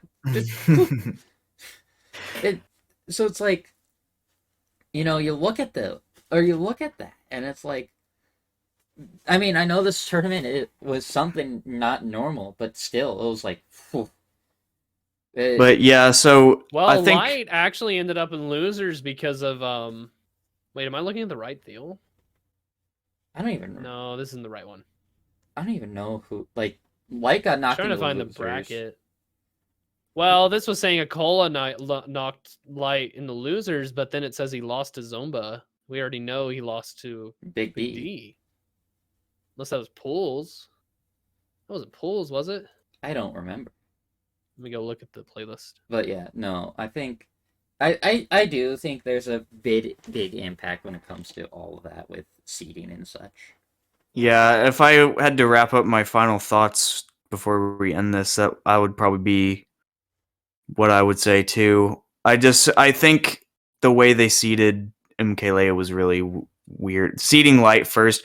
I think a lot of people on Twitter would disagree from what I've seen, but I do think we should base seeding more closely on how, like, if you have a good run recently, sure, your most recent results should affect your seeding, but Right. not to the point where we're putting the best player in the world below someone who's not the best player in the world, you know? Right, and then that ends I up think ruining. your overall status should play some sort of effect in how you're seeded. So just to kind of add to that a little bit, top 16 still gets paid, Right. Right. and for first place got $15,752. If you got 13th through 16th, you still took home $525. Yeah, and so like if you're seated That's a in big the deal. wrong spot, you 5th through 6th got $3,000. it could cost you $500, you know? If just by And having it the wrong doubles seed that sometimes. whenever you get to 9th through 12th, $1,000. Right. You know, Light actually might have had the circumstance of like he lost out on $500 because of his seeding, right? Right. That's Or what I'm. because of That's someone else's exactly the seeding. point. So I don't know. So it's not even just bragging, right? Sometimes it can cost you money too. Right. So, So I And think like we were that's- talking about earlier, some of these guys rely on this. yeah, I some think people do this for a that's living. kind of the big take with this. Like, I don't think this tournament would have gone much more differently with different seeding. Results probably wouldn't have been But much different. I Look don't know. at Maybe top we wouldn't five, see as probably many not. upsets like with Big D knocking Riddles, Light, and Tweak into losers. Like, I don't think we'd expect that or see something like that. Right. Where, and then same thing. Like maybe we wouldn't seen. I don't know. I think like a lot of the end matches, like the last like 5 matches, I think those would have been they're pretty up to par. Right. Or maybe What- or maybe not, and maybe Yeah. I don't know. I know that based on what I'm looking at here, Big D put Tweak and Light out of $500 possibly right. due to Right. seeding. 'Cause Yeah. he got 12th and they got 13th and 14th respectively. You know He what's got $525 this more also dollars occurred than they to me. did. Gluto got knocked out of top 16 as well. Gluto got knocked out really early. He got- Early, yeah. He got 9th. G- This is what this is showing. It says that Compared to like being debatably top 5 in the world, he he could have didn't gotten get us. $2,000 more dollars. If he Yeah, would have been up there next right. to Shoot On and Onan. Right. It was just a crazy thing. Karuma representing us at Norcal or North Cal so good. I mean I think Karuma, Dude, he was the only United States player, I think, in top 5, wasn't he? Yeah, he was the only United States. The other ones were from Mexico and Japan. Yeah, sounds about right. In top 5, you said? In top 5, he got 3rd. And then Spargo got 4th. He's from Mexico. Acola's from Japan, and then MKLeo's from Mexico. So there was actually 3 North American players, Right. and then 1 Japanese. So, But yeah, no, it's kind of crazy. But I guess we should finish this up here. Yeah, we're about to hit 3 hours. We're a few minutes away from hitting the 3-hour mark, so we can wrap this up here. Alrighty. You guys want to plug yourselves before we go? Sure. So, I'm imBeko Gaming. I upload a variety of content on a variety of platforms. I have go on my YouTube channel. I stream on Twitch about 4 to 5 times a week. On there, you can find a variety of content anywhere from Smash Bros. To Overwatch to, I mean, like, I've even played games like Terraria. I play scary games because, chat loves seeing a jumpy guy like me fall out of my chair. On YouTube, I upload a variety of content. You can find pretty much everything that I do. I even upload clips on TikTok. Find everything under imBeko Gaming. On most platforms, on Twitter, you can even find me through that as well. Booper. Okay. So I'm on TikTok. My name is Booperhero Smash. From my name, you can tell I do post a lot of Smash content. I also do a little bit of Pokemon content, some general game content.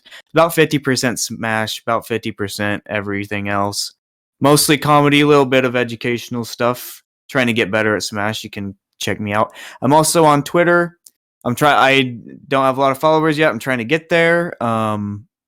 It's Booperhero _ SSBU. So check me out there. I'm soon to be on Twitch, hopefully. Once I hit 10,000 followers on TikTok, I'm just a little over 1,000 away. You should be able to catch me on Twitch too. Tristan? I have a Twitter. You guys can check me out at LockGX on Twitter if y'all want to see some funny tweets. I do stream on Twitch. I've been in and out probably for the last 6 months. I've done one stream in the last 4. Hopefully gonna resume my Kingdom Hearts 1 gameplay soon. So if you do want to check that out, you can check me out on TLockGX at twitch.tv. So that's where they can find me. Oh, if you want to check at me or check us out in general, I mean, a great place is joining our Discord. All 3 of us are in each other's Discord. It's a great place to find us or chat with us because we like talking to our fans. You can find my Discord in my TikTok bio, by the way. And if you're watching me live on Twitch, just do ! Discord and you can come and join the crew. Yeah, don't forget about the crew battle tryouts that are... Oh, yeah. There's about... I'm not sure when this is going to be going out, but there's about... what is it, the 26th? There's about 5 days left to sign up. I have this is October 26th. The sign-ups end November 1st. I'm having a crew battle tryouts for TikTok. I'm starting a crew battle scene on TikTok. So if you want to be a part of that, we've almost got about 50 people. We hit 50 people. I add 5 more people to qualify for the crew. So if you want to try out for that, you know where I'll be. All right, so and Europe, that's just between you and I, my friend. If you want to sign up for the crew battle tryouts, just join my Discord and react to the crew battle tryout role. You'll be signed up immediately, and I'll get you a time. November 1st is the deadline. 45 people right now. 5 away. God, that's insane. So yeah, I think that does it for the SmashCast podcast. I'm imBeko. Got Booper, and we got Locke. Thank you all for listening to us or watching us, depending on what platforms you are. I'll be trying to get this on Spotify, and along with you can find the podcast VOD on YouTube on imBeko Gaming. There'll be a playlist category for this, and I hope you all enjoyed. That does it for us. Thank you for listening. Or well, good day, whatever time it is. Until then, I hope to see you all around next time. Goodbye. You jerk. Goodbye.